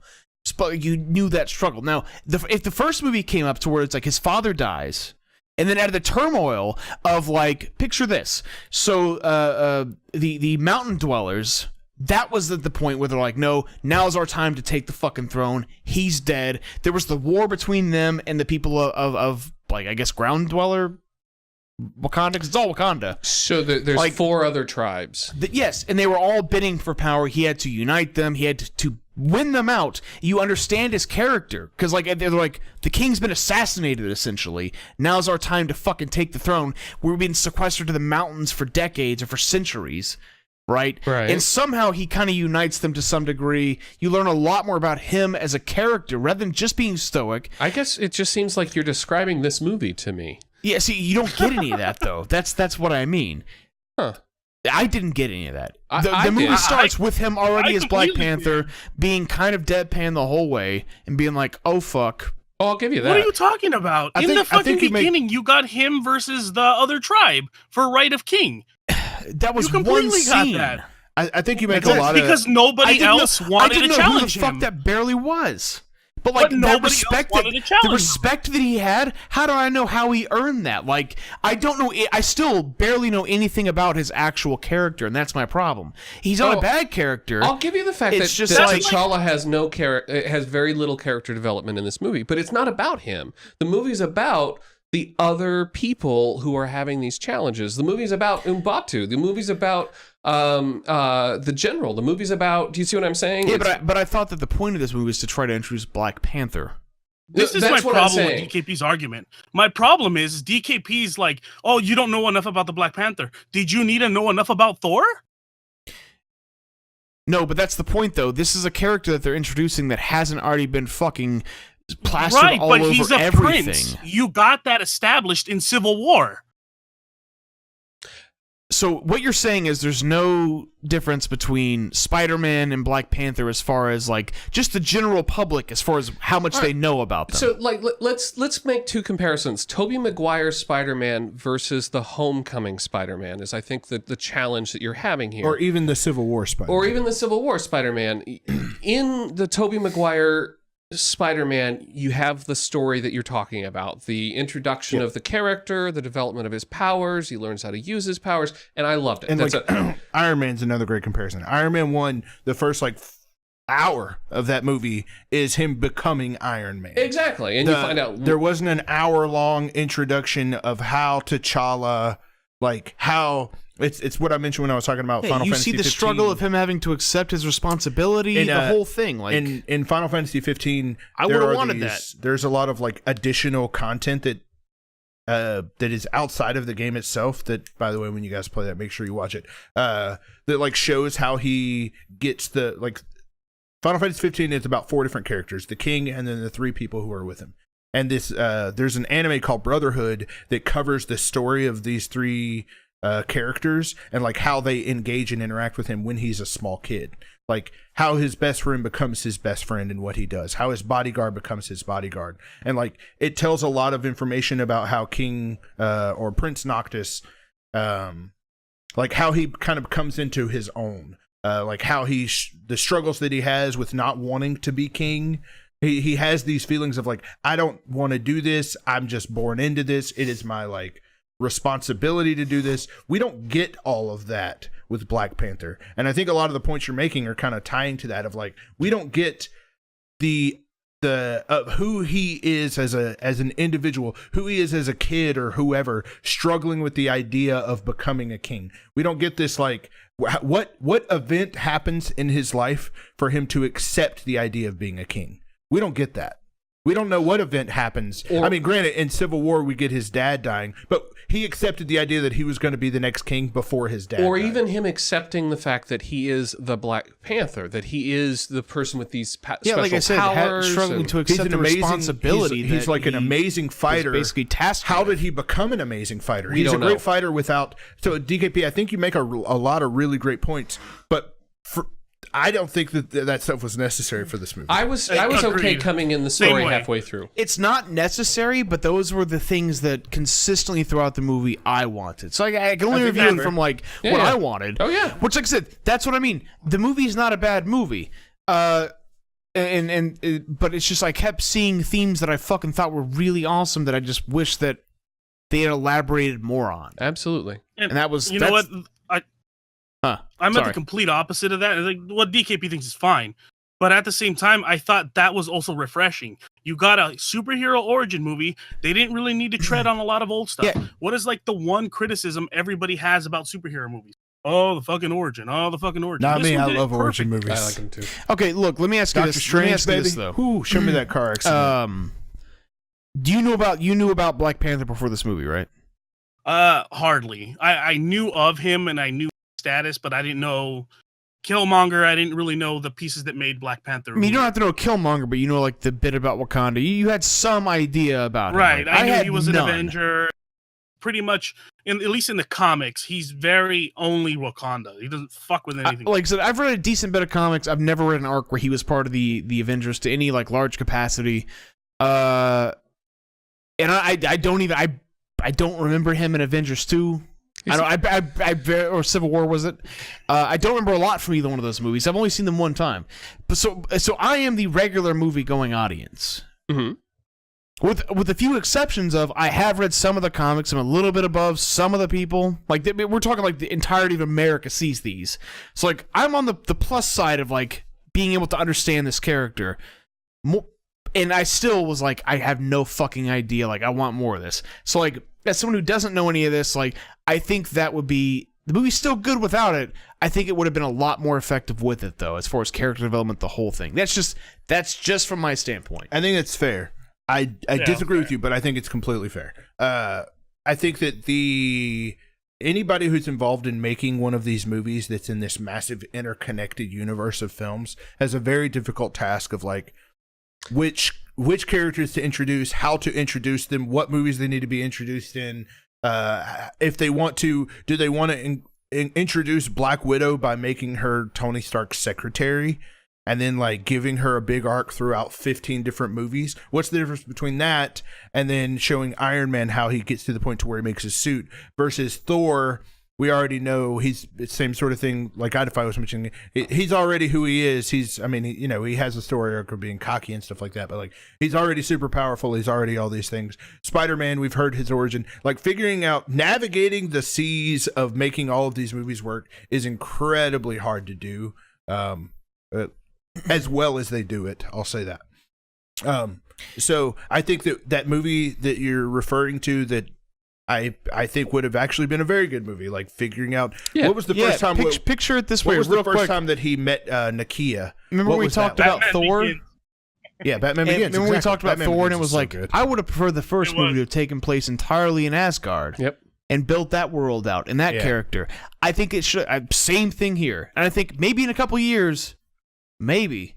Well, I might agree. I might be the asshole here now, but I think in later years, people will say, like, yeah, very much like how we feel about Thor now. Like, it should have been an Asgard movie first to establish that universe of characters, then outside of I'm it. on the right side That's of how. history. Well, that's how I feel right now. I completely think you're off on this one. I completely This think you're movie this movie trumps fuck yourself. How about Thor that? in every No, way. sir, do not saying that. not allow me to compare No, this no, quality-wise but- to Thor. That's not what I'm saying.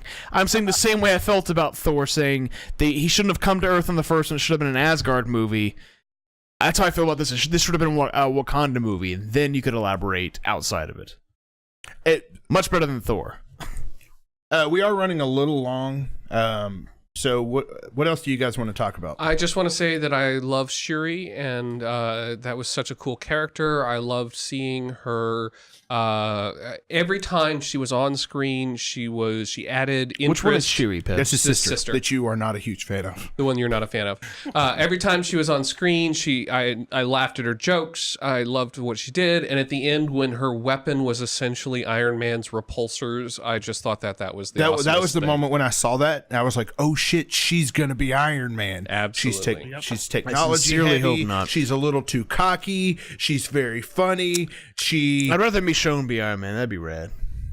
I mean that seriously. I just don't like that actress. Like it's the She thing that's doesn't like fit fuck. the Iron Man mold. When Shuri definitely fits the Iron Man mold. One of the things I loved about that character was how she played Q to Black Panther being 007. Yeah, And they she's played up a little bit of that. Although I am not, there are two pieces of technology in this movie that I think were cool, but that didn't work for me. Number one is the sand that formed the car that she drove, that formed the F-22 fighter pilot. Believe it or not, that was, I Ross. thought, one of the coolest parts of the movie outside of when it emulated the car to drive. Like at the very beginning when he picks up the little and it Tonka like truck and he emulates, takes the if top you off want and to he sees say the that, Kia. like what was currently happening. That was really cool. But yeah, the rest of it, it was technology that just like doesn't like click for me. Now, granted, I'm not the smartest pea in the pod, so to speak, but I don't know. That was really weird to me. And then the other piece of technology that I thought was a little weird was the whole kinetic suit thing. I felt like that was used too frequently in terms of like how, I don't know. It felt like could they have made this movie if the suit didn't have that ability? I almost think it wasn't used frequently enough. Oh, dude, it was Way too much. Here's my problem with her character, and this is going to actually focus into quite a bit of the problems I have. And I'm not going to spend too much time. I'll try to breeze through them. Just shit that I was like, what the fuck when I was watching it, right? First of all, her character making one of those joke, terrible. That is a dead meme.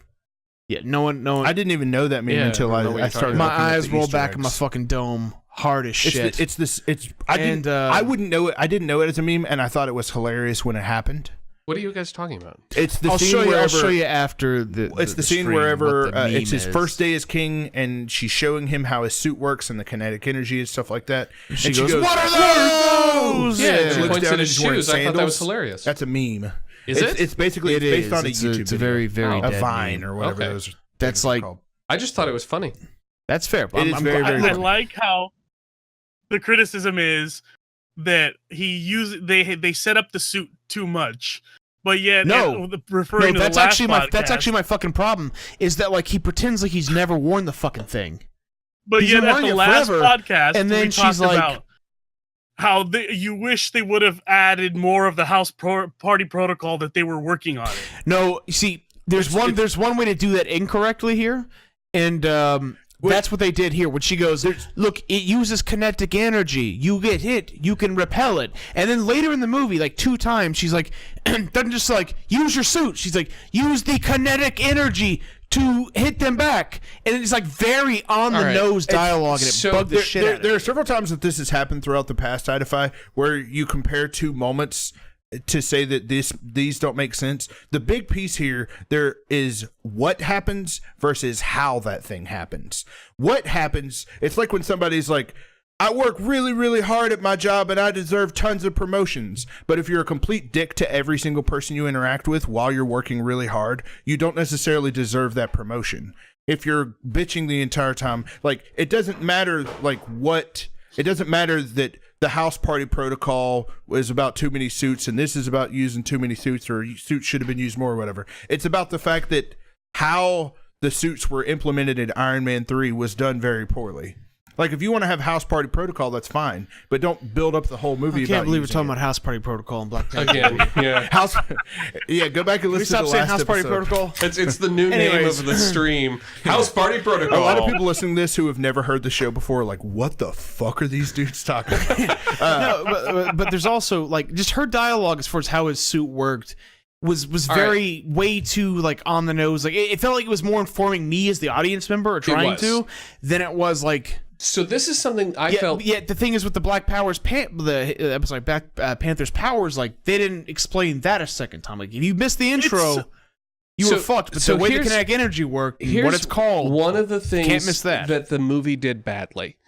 It did not explain vibranium enough. Yeah, well, that's the other bit I wanted to get to. Go on though. So real quick. Sure. Yeah. At least, back to the suit thing real quick. At least it set up a funny joke where the suit pretty much fights T'Challa back, and then he tells his sister, "That shit better not be recording." That shit was funny. That was pretty funny. funny. I mean, that was okay. Despite the fact that actress was in it, who I just despise, but so that worked for me. But so vibranium is a very important element in the Marvel universe. Extremely important. Yeah. And I think it's going to be very, very important going into Infinity War. If somehow you're listening to this and you don't know, Captain America's shield is made out of it. Exactly. And so just one thing to name. But there's a mythology that's built up over the years in the comics about it and how it works. And they did not do a good job of explaining it and its relationship to sound, for example. It makes no sense to me how you can just like pop a pellet into somebody to like keep them alive and to heal them, and while at the same time being this crazy sand that turns into something that will allow you to remotely access a vehicle. So that the way it all works just doesn't click. I could explain to you what the canon is around vibranium. I could do a piss poor job of explaining it, but I don't think that helps the situation. I think that what they did is, what I will say is, given my knowledge of vibranium, they didn't do anything with vibranium in this that didn't make sense to me. So I can understand technology based on... But you do have to look at it from the Marvel Cinematic Universe. From that one standpoint... of the smarter peas in the pod than I. Well, you're very kind. But that example is... But that is a good example of how... He just called you a pea in a pod. He's kind. I always... I didn't pee in the pod. I don't get it, man. I swear. Let's keep going. So that example is independent of whether or not it works as a storytelling device. It failed in this movie. They didn't give the audience enough to work with, and as a result, it just seemed like magic goo. Yeah. And that to me was unsatisfying. I wish we had been given more because it was an important component to the plot. Multiple times. What is it? And like when he was like, "What are those lights down there?" And she's like, "Well, specifically, we can't travel vibranium fast because I don't know, because reasons. We're not going to explain what it does or anything like that. We just can't." Let me know if I'm using it right. It's the Mary Sue of Black Panther. No, this is more a MacGuffin. Yes. Thank you, Artify. Yeah, yes. But this a is more of MacGuffin. a MacGuffin. It's the thing. We got to get the thing because it's the thing. And No, it does the thing. I thought a MacGuffin was about. It is the plot device that's moving the entire story forward. Well, it kind of is. The characters are motivated. This was just the remedy to many problems. Yes, the remedy to many problems. Basically, it's a perfectly every one size fits all solution to every single problem in this. Which movie. man, I'm fucking. Isn't that a Mary Sue? If they That's said not a MacGuffin, right? A Mary Sue would be a character that does that, but yes, it is. If they said this was unobtainium, I'd be like, all right, whatever. It's this new element, sure. But because we've seen this in it's been talked about in multiple MCU films, like no one's ever mentioned magic properties or any of that, and it's like. You can't move it too fast, otherwise it, I guess, fucks up and blows up. So give me 2 seconds here. Let me just give you like the tiniest. This is what they should have said in the movie. Let's hear it, baby. Vibranium absorbs energy and transforms it into other forms of energy. That's I could have really used that, sure. Yep, that's how it works. And so when you did the sound waves, you were disabling it so or when Thor hits Captain America's shield and he gets repelled. That's what was happening. Dude, that would have explained a fucking lot. So that's the one line they didn't give you in this movie that they needed to make it make sense. So then you take that how and does it heal people, though? So the way you At use the it to same heal time, people... though, Hold on, let Pep finish. So the way you use it to heal people is that you create a field of something that will cause organic growth. So and then you store that energy in the vibranium, and then it just releases it into the body. So you create a field of something that will, what was it? That will heal people. At the same time, so they have defending Thor hitting Cap shield. The MCU, besides Wakanda, doesn't know enough about vibranium. No, nobody knows that's anything fine. about Yeah, but it also supposes like this space rock crashed down in Africa, and the people that were I got a surrounding theory it, about that. very much like the monolith in like I got a 2001: theory. A Space Odyssey, right? Where it's like the people that were in I the got a general theory. vicinity. Well, hold on, let me finish my Yeah. thing, and then we'll hit your theory. That's It's all like they were adversely affected, but in a positive. I guess that. Not adversely affected. They were affected in a positive way that increased their like brain development. They're just like the whole thing. So it just being around it has some sort of effect, allegedly. Like the monolith.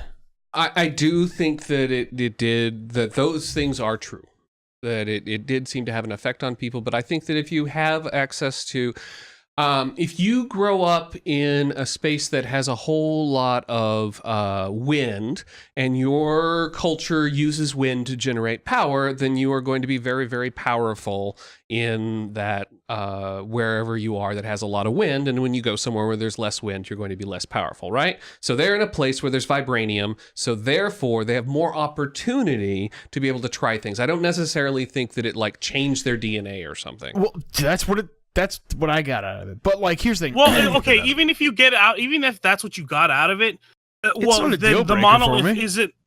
No, I'm not saying it is, but then it's a form of radiation. So then, obviously, higher forms of radiation are going to cause different kinds of effects. Lower forms, like Cap Shield, you might not really notice it. Okay. Well, okay. Here's the thing. I just wished a bit of consistency Oh, throughout. absolutely. It would have been nice. Absolutely. Now, and here's what I thought after I watched the movie. I thought like, okay, well, that's probably how it is in the comics, and like, well, that's the source material. So like, you can't be like, that's fucking that makes sense. Like, you got to stay true to the source material. That's probably how it is. So like, it's not a deal breaker, not a big deal, but it was shit that I was thinking about. Like, okay, like when they made like a car out of vibranium. Okay, so I'll like, give you that. Picture. Well, like I said, picture it like is the size of a tall boy it's a beer Mary can, Sue, right? Like, it doesn't matter what problem arises for them forever. There is never ever a like, even the climax of this movie, the fight between the two Black Panthers on the another Star Wars style episode 1 where they're fighting Darth Maul and like the gates are closing and opening. You can only fight whenever these things are happening. A lot of Star Wars There really was. reference type things in this movie. And they were fighting on a giant OSHA nightmare. Yeah. I don't even remember where I was going. Something to do with the vibranium is... There are too many scenarios. Vibranium oh, yeah, I is remember. good. The vibranium allows them to do fucking everything. And even in the climax of the movie, the purpose of the climax, the way that they planned it all out was like, we have to have a device that completely disables vibranium for him to be able to take him out. Yep. Like, it's all about, it's like kryptonite. It's one of those like things that's like, it doesn't really matter what's going on as long as you have this thing that's basically kryptonite that shuts everything down, then you can take this person out. See, but that's the thing that I think, like, once again, didn't work for me. Where it's like, okay, No, I agree with you. It vibranium didn't work for me is the biggest, like, strongest armor, even if it was just that, without the magical properties. Well, it's not actually strong. It just absorbs all the energy you put into it. So if you sew it into your clothes and somebody punches you, it absorbs all that energy, and none of that energy gets to you. So the metal doesn't have to be strong or not. It just absorbs everything and spits it back out. Well, it doesn't have to spit it out. Adamantium, on the other hand, I'm is Jim Halperting solid. Pebiv really hard right now. And I know There are some geeks out there who are saying, no, look, preach, look, preach. You're straight up just telling us, like, canonically, source material how it is. Yeah. And I didn't know that, but Whereas that adamantium is actually strong. fucking stupid.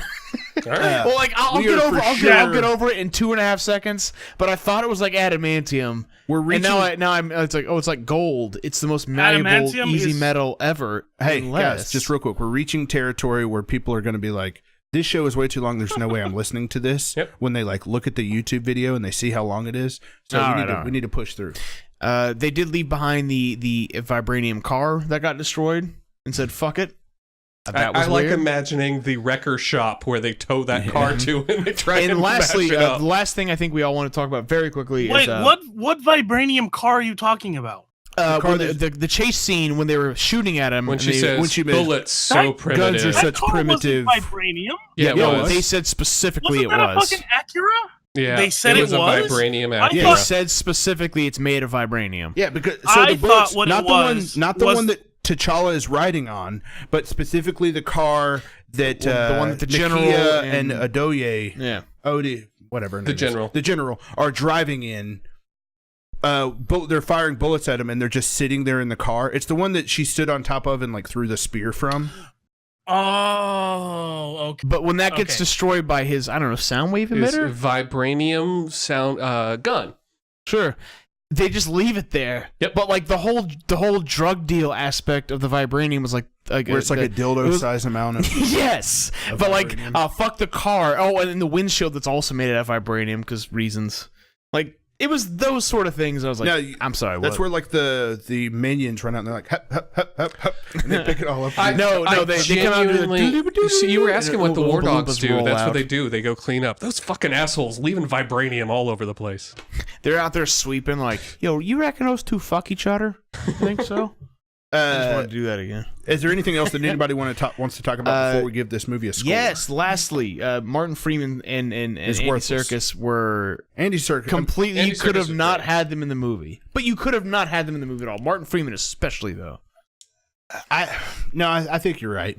Even though, like, part of me is like, no, Claw's so important because that's how Killmonger gets he's not, into though. Wakanda successfully. But there's another device that they could have used instead of him. I think that Claw was important because it connected this movie to previous movies in an important Yes. way. And I'm so, looking at this movie in a vacuum. But I don't think he's important to this And film. I also think that it was important because I love seeing Andy Serkis laugh and not give a Dude, shit what he's happens. like laughing maniacally whenever he's like up in that chair, and when he's singing and stuff. Oh, it's so good. It really was. So I enjoyed seeing him in it. The other guy, as much as I love him, there was no reason for him to be in this movie. I did find out something when looking up Easter eggs. I don't know if I wrote it down, but actually I think I did write it down, so we'll get to it in a minute.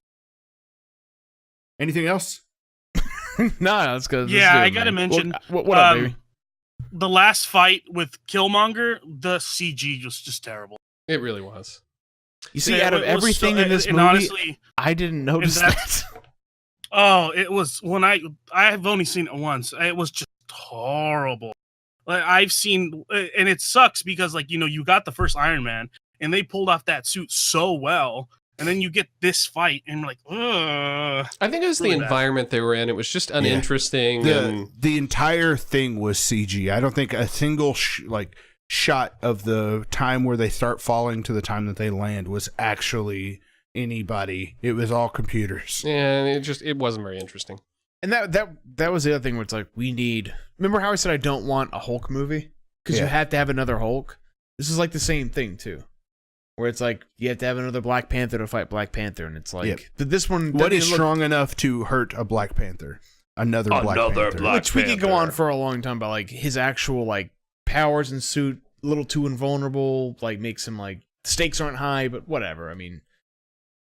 We need Vibranium, man, to it's wrap too much. It's Yeah, too much. Vibranium really is just too much. All right, let's score this badass motherfucker.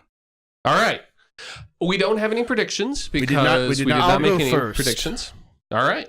I don't want to be influenced by anyone else's score. I'm writing down the official score. I'm giving it a 7. All right. It's good. EKP oh, hold on. My pen has died. Now, don't think of it as a video game 7. Think of it as a 70. Like, out of every problem I have with it, There is 7. It's good. There is no definitive nature to any of this. None of these scores matter. Review scores, for the most part, are stupid. We just like them because people like to rank things. Idify, do you want to go? Yeah. And you guys might laugh at this, but this is just off I a fucking knew it. first time viewing. I give it a 10. It is It's a getting 10. a 10 for me. I knew it.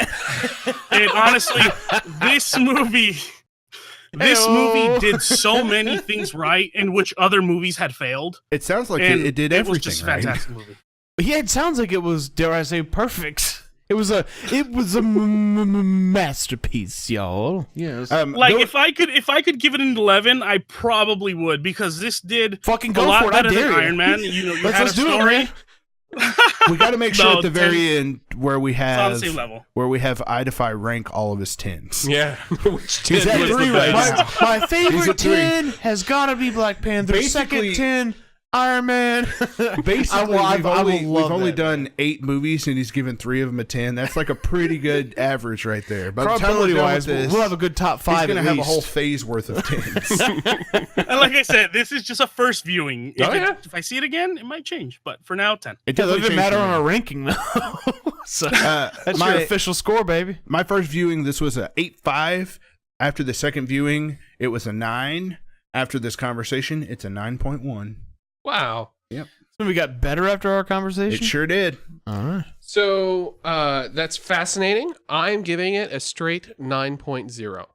It is almost as good as Iron Man, but not quite.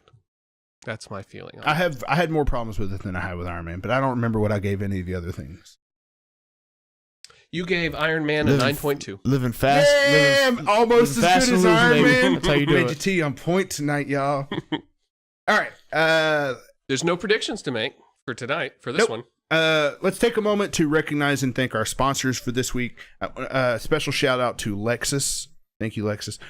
Range Rover, Dell Computers, and for the first time ever, a musical artist is helping sponsor our show. Whatever Kendrick whatever Lamar. happened to Range Rover?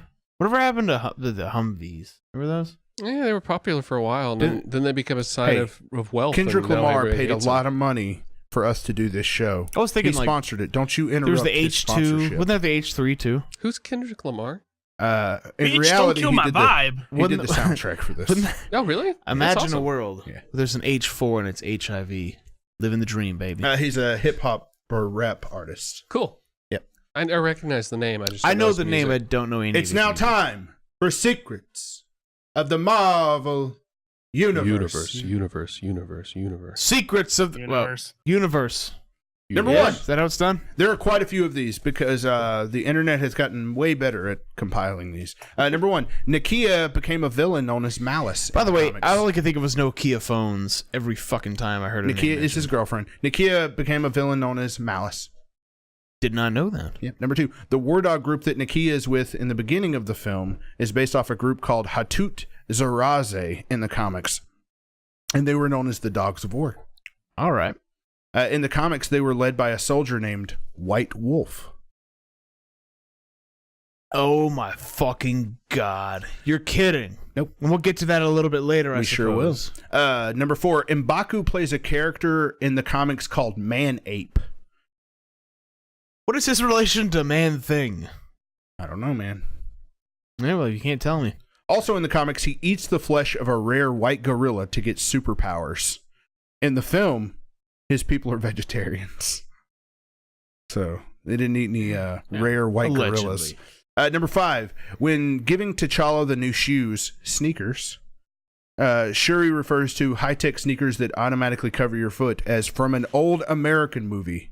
Anybody remember an old American movie with shoes that automatically cover your foot? Why? Back I to the think I Future. might. Back to the Future. Part 2. Yeah. Uh, Number six, also Shuri makes a reference to a viral video when she sees T'Challa's sandals saying, "What are those?" Bah. You can just Google "what are those" and you can find the video. The list of panthers in the tree during the spiritual/sand scene are T'Chanka, Azuri, Negus, and Chanda. Number eight, Wakandan panther god Bast. Who is annoys the crap out of me. what? Like, if you're gonna make a goddess, please don't steal one from the Egyptians. steal from the Egyptians. Bast, the nephew of Egyptian god Thoth. In the movie Gods of Egypt, Thoth, sorry, I have a lisp, so that's very hard to say, was played by, ready for it? Chadwick Boseman. Ah. Yeah. Number nine, in the comics, Killmonger is not the cousin of T'Challa, but he does throw him off a waterfall during a run called Panther's Rage. Number 10, in the film, Claw kills Wakabi's parents many years ago during his pursuit to steal vibranium. In the comics, he kills T'Challa's parents. Number 11, the line, "Every breath you take is mercy from me," is from the comics, except he says it to Prince Namor instead. Yeah. It's That's the Aquaman ripoff. Yep. It's what that line is said whenever he is in South Korea and he fights Claw. Yeah. Like right before Claw escapes. Or, no, not right before they take him into custody. Number 12, Black Panther fights a rhino in the comic run Panther's Rage. Sounds like that's the most rad. Like if you're gonna take a starting point, that's the one to fucking read. Like a lot of the badass moments are like, no, that's from Panther's Rage. Number 13, Killmonger's suit has gold and black leopard spots. In the comics, he had a sidekick, Prey the Leopard. It was the kid from Iron Man 3. Number 14, Oakland, California is important to the film for many reasons. Ryan Coogler is from there. His first film, Fruitvale Station, takes place there. And finally, it's the birthplace of the Black Panther political party. Yeah, that's cool. California represent. Yeah, shout out to Pev's mom, baby. Number 15, during the I'm trying to set a record for shout outs this episode. During the South Korea scene, T'Challa, Nakia, and Okoye are wearing black, green, and red outfits respectively. This is a reference to the Pan-African flag. And like, I watched an interview with Ryan Coogler, and he like calls it out. Like, yeah, we put them in those costumes as a reference to the Pan-African flag. And then number 16, it's something I already read, but potential coincidence, Killmonger's outfit takes pretty clear references to Vegeta's armor from DBZ, specifically the armor he wears during the Frieza saga. Michael B. Jordan is a self-proclaimed anime and Dragon Ball fan, and there are a lot of similarities to the history of Killmonger when comparing him to Vegeta. Time to move on to our friend Stanley. So I got one last thing that I want to call out. Please. It just occurred to me when you're reading through, one, we didn't talk about how much I enjoyed, and I'm going to get his name wrong, M'Baku? yeah, the Mufasa. The gorilla dude. The gorilla dude. Yeah, M'Baku. I love that character. But the reason I'm going to call out is there was one reason for what's his name being in this movie, CIA boy, Martin Freeman. Morgan Freeman. Yes. There was one reason, and that was so that the gorilla dude could make the I'm gonna feed you to my children joke, and then he said, no, I'm just joking. I'm a vegetarian. Yeah. And oh, that was hilarious. I loved it, and it represented that character to a T for me. Yeah, he was very funny. Like, probably the funniest. That character needed and he more didn't have that scenes, in many my lines. opinion. I completely 100%. I wanted more of him. There was something that you talked about earlier that I wanted to comment on that I never did, so sorry to make this run even longer. He said that he owed T'Challa a debt because he let him keep his life, but like that's the way that those like ceremonies work. If you tap out, then you're good. He didn't let him keep his life. He tapped out. So I thought that was kind of a weak moment of like, I'm going to save you because you saved me. When like realistically, he didn't save him. I think he tapped out. My based sense on the of rules. it was that he tried was to talk sense into him. He was going to kill hey, himself. Look, people need or he you. was he was gonna win and become king, or he was gonna die. That was his plan going into it. And T'Challa was able to change his mind, and so that's how. So what did he do to saved change him. his mind? What Remember, did he say said he was about to kill him. He's like, "Look, your people need you. Don't do this. And Just then- tap Oh, out." I didn't And then he notice that. looks up, and there's that powerful scene where he looks up at his guards right in front Maybe of not him. that powerful scene. Tommy missed the whole thing, but Apparently so. I don't So- remember that either. But I remember Oh, I remember the line of like, "Your people need you. Don't make And me he kill looks up you." at his guys, Yeah. and he goes, "Oh, all right, I yield." I mean, who knows? That's what I think that's that's how I feel that gap in the plot hole. But No, you it makes know, perfect and that's sense. probably correct. But yeah, I agree with Pep. That's the way I interpreted it. you agree with me too, asshole. Yeah. Everybody For agrees. once, this podcast, okay? All right, it's time to move on. It's time to move on to our friend Stanley. Stanley. Idify, do you remember the Stanley cameo in this movie? Yeah, so T'Challa's on an investigation in the casino, and he talks to Morgan Freeman, tells him Yep. you shouldn't be here. Morgan Freeman's like, this is CIA business. I need to be here. T'Challa puts the money down. He wins, notices Claw, leaves, and then Stanley comes and takes his money. And he goes, "I've got to get me a few of them whores," and then rakes it in. That's about the end of him. So, as much as I enjoy seeing Stan Lee, this bugged me because what casino do you not get the shit beaten out of you for fucking Especially, stealing like, somebody else's chips? Well, here's the thing: in a legal ass casino. This ain't a Vegas casino where like they have to answer to the Vegas Gambling Commission. If they probably like, I don't give a shit. This was like, a Korean casino located in a warehouse guarded by a weird ass lady on the front. Who's like gate. selling. I'm fish or some I'm shit. telling you right now. I bet illegal casinos, if they're not held like, oh, we can lose our gambling license, would not give a shit. They'll let you deal with that. Someone steals your chips and you walk away. This It's up could to you. also go back to a previous family Or not, cameo in the whatever, movie. man. Maybe I don't until know. we get there. What the fuck do I know about some mythological casino? with what looked to be like platinum chips. It's true. It did look like platinum. Talk about Mr. House. Which, by the way, when they're like, there was such a pain in the fucking ass to go into the fish market, which was the casino. But there's like 1,000 people in there. Like, no, it needs to be covert. Only 1 people an hour. There's like 10,000 people in it. It's like, all right. And they're man. going in dressed up all to the nines. And around them are all these guys fish selling market. fish. Like, no, I need to vet you real good. Like, yeah, okay. I get it. I think I'll use my credit card. Time for everyone's favorite segment, the post credits. Get out your fucking checkbook moment. Woo! Get out your fucking checkbook.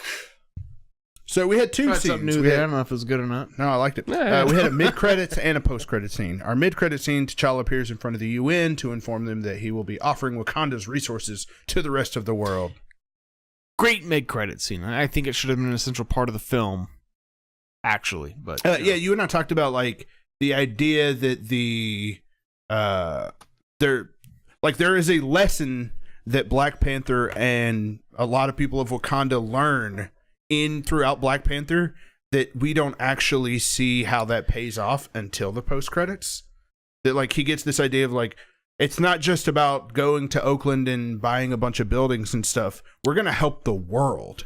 And that so message. if you leave before the credits, like he kind of understands Killmonger's message, which is like, look, Yeah. the impoverished in these areas need help, and he's like, yeah, I'm gonna, yeah, I bought this building over here, I'm gonna take care of that. But only the post credit scene, which is like same message but message plus, if you will, like the more what I think is the more important one, which is like rather than putting it to a divide of like just help these people, like look, we have all this technology, we need to make the world a bigger place, better place, which like the movie clearly understands that too. That's not just my interpretation, that's why he's at the fucking United Nations. Right? But I think that part is a big like kind of plot point that probably should have been in the movie, similar to that last movie we watched, Iron Man 3, where we're talking about how someone get over their PTSD and they go to therapy, but that therapy session is kind of a joke, and it's not until after the credits play that we actually that see part was he kind of a joke. therapeutically is having a conversation with someone. This part like was dead serious. Like it was in the trailer. It was no joke. We rewatched a couple of the trailers before we recorded this, and it like shows him at the UN in the trailer. So like I said, I don't think there should be. I think that's just been part of the movie. It was a cool scene. Also, the credits Because of it this movie also were would have rad. been like, I don't know. I don't think they necessarily need to like pay homage to Iron Man, but you know, at the very end when I he's am like, Black Panther. you know what, I am Iron Man. And they're like, well, sir, what can you do for the rest of the world? You're like a poor ass piece of shit country. And he's like, I will tell you what. He doesn't tell him. He just gives him that. And then it plays. does. Then You have it no plays. idea. What is it? War Pigs. Plays Yeah. AC/DC. But no, like I think that should have been part of the movie. But anyways, that was the mid-credit scene. It was? There's those things now. And then we have a post-credit scene. Bucky Barnes, who's awakened by 3 kids in a tent in Wakanda. He has a conversation with Shuri on his health and well-being, and finally is referred to as White Wolf. I about fucking shit my pants. In Not the out of comics, excitement. The White Wolf leads the Dogs of War and is T'Challa's most trusted soldier. That's Yeah. like it reminds me of a Chappelle show when Paul Mooney's like Tom Hanks, or I think it was like what he's like. It was The Last Samurai starring fucking, was it Tom Hanks? Tom Cruise. No, Tom Cruise. Was it the last hard in word on Earth starring Tom Hanks? This is absurd. And it's like, we don't need that. Like that was stupid in general. Like the Last Samurai being Tom Cruise, that was his point. Like, what's next? The last black person on Earth starring Tom Hanks? Like, I don't I think the whole White Wolf story, while it might have been in the comics, everything's been in the comics once. Stupid. I don't want it. I have a slightly... And I definitely don't want it with the Winter Soldier. I have a take on this that you're really going to hate then. I am dying to hear it. Go for it.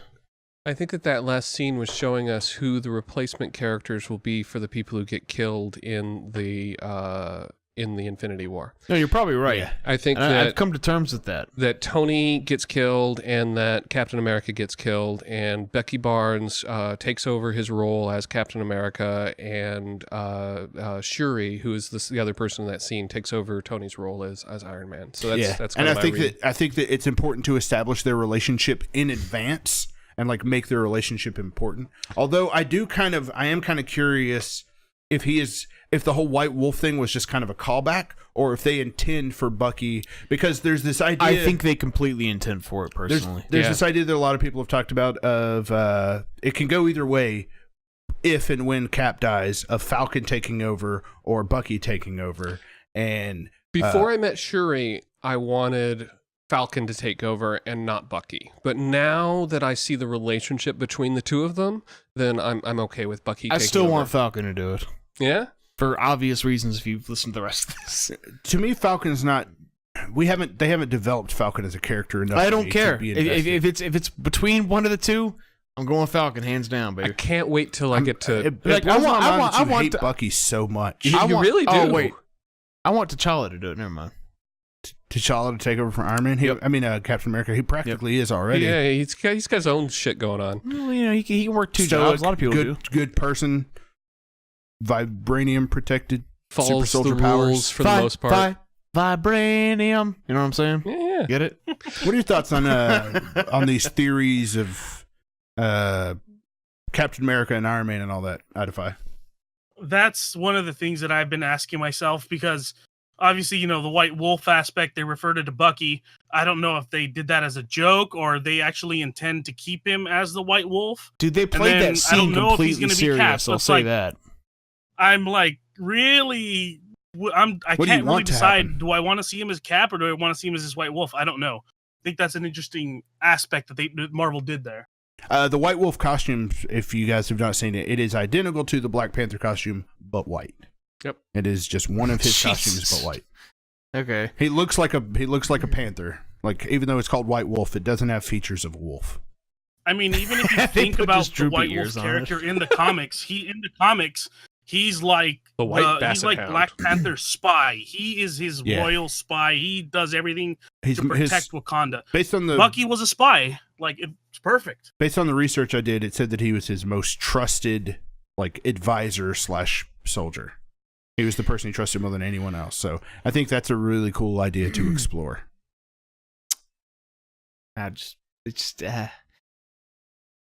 I don't mean to be negative, Nancy. This is the last thing I I still say do not during get this why whole you don't like Bucky. podcast. But okay, check it out. So we've seen the Winter Soldier and Bucky Barnes did this whole bit. We can explore Wakanda this in, like, finally 2 gets episodes. explored, as you say, and then it's like, yes, suddenly he has something to fucking do with it, and subsequently becomes the King's most trusted advisor. That seems a little too fucking absurd. Did to you me. see the post-credit scene at No. the end of Civil War? Yes. So this Probably. one of the things that this post-credit scene did for me is it got me super excited that we get to see Civil War coming up soon. Two things. One, I was excited because I was like, I'm gonna get to see the Falcon doing that jog scene with Captain America. That's awesome.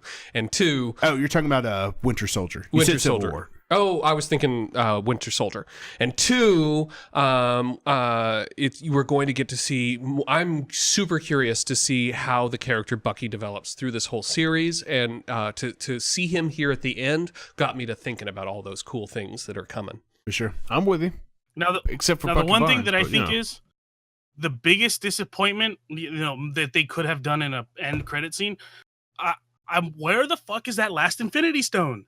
Oh, Yeah, Pev has a theory. Well, yeah, speaking of that, Peb, let's hear it, baby. Paul Peb's wild and crazy conspiracy theory that has zero foundation in Talking about getting out anything your real or checkbook. true. All you motherfuckers out there, get your checkbook out. That's It's not like right. Mark Summers. Wow, it the comes. crazy kids. Remember Here that goofy comes. shit?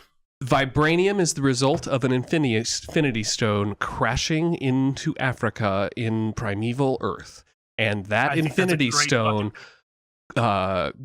is the seed by which vibranium grows and develops in My the seeds, earth huh? of Wakanda, and Wakanda is crushed by Thanos, who jumps in to dig down and steal. So you're saying, like, in the midst of the metal itself, like, what caused it to... Like, it could have been any other metal, but, like, it was encased, like, the stone was inside of it. Yep. And eventually, like, they did make a point saying many times in the film they've been consistently mining vibranium. And it still keeps, and they have even gotten So you rid think of they're it. do you think they're gonna chink it in the next movie and be like, bink, and they're gonna see, like, in It's the his Hobbit theory, where, like, but I think it's a falls very, off? very good theory. I could definitely see picture that. it. Yeah. I can picture Solid theory. Which stone is it?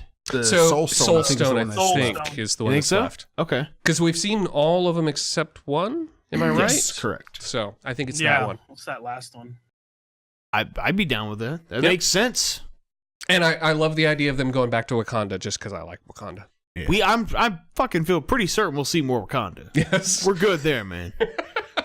And yeah, I can't wait till they explore it more, like, without turmoil happening. I Right. just want to, like Asgard. That ain't gonna happen though. But we'll get to that at some other point in the future, perhaps. Anybody have anything else before we close this bad boy out? This 2 hour and 11-minute long beast of a Yeah, I got one thing. podcast? Yeah. Fuck you. Oh, thank you. I got something. I don't really have context I for love it. you, A man. good 2 Oh, hours. thank you. Good Well, 2 you know what? hours. As a matter of fact, I got one more thing. I didn't mean that. I meant this. Fuck you, Peb. Whoa. You know what? But I do mean this. Shout out to Peb's mom. I got one thing. That's it. One thing to say. I love my mom. Well, sure. You know what? Never mind. I retract that. All right, Fuck that's you it out for of this 5. week's Preparation Avengers. Join us next week where we'll be discussing Thor: The Dark World.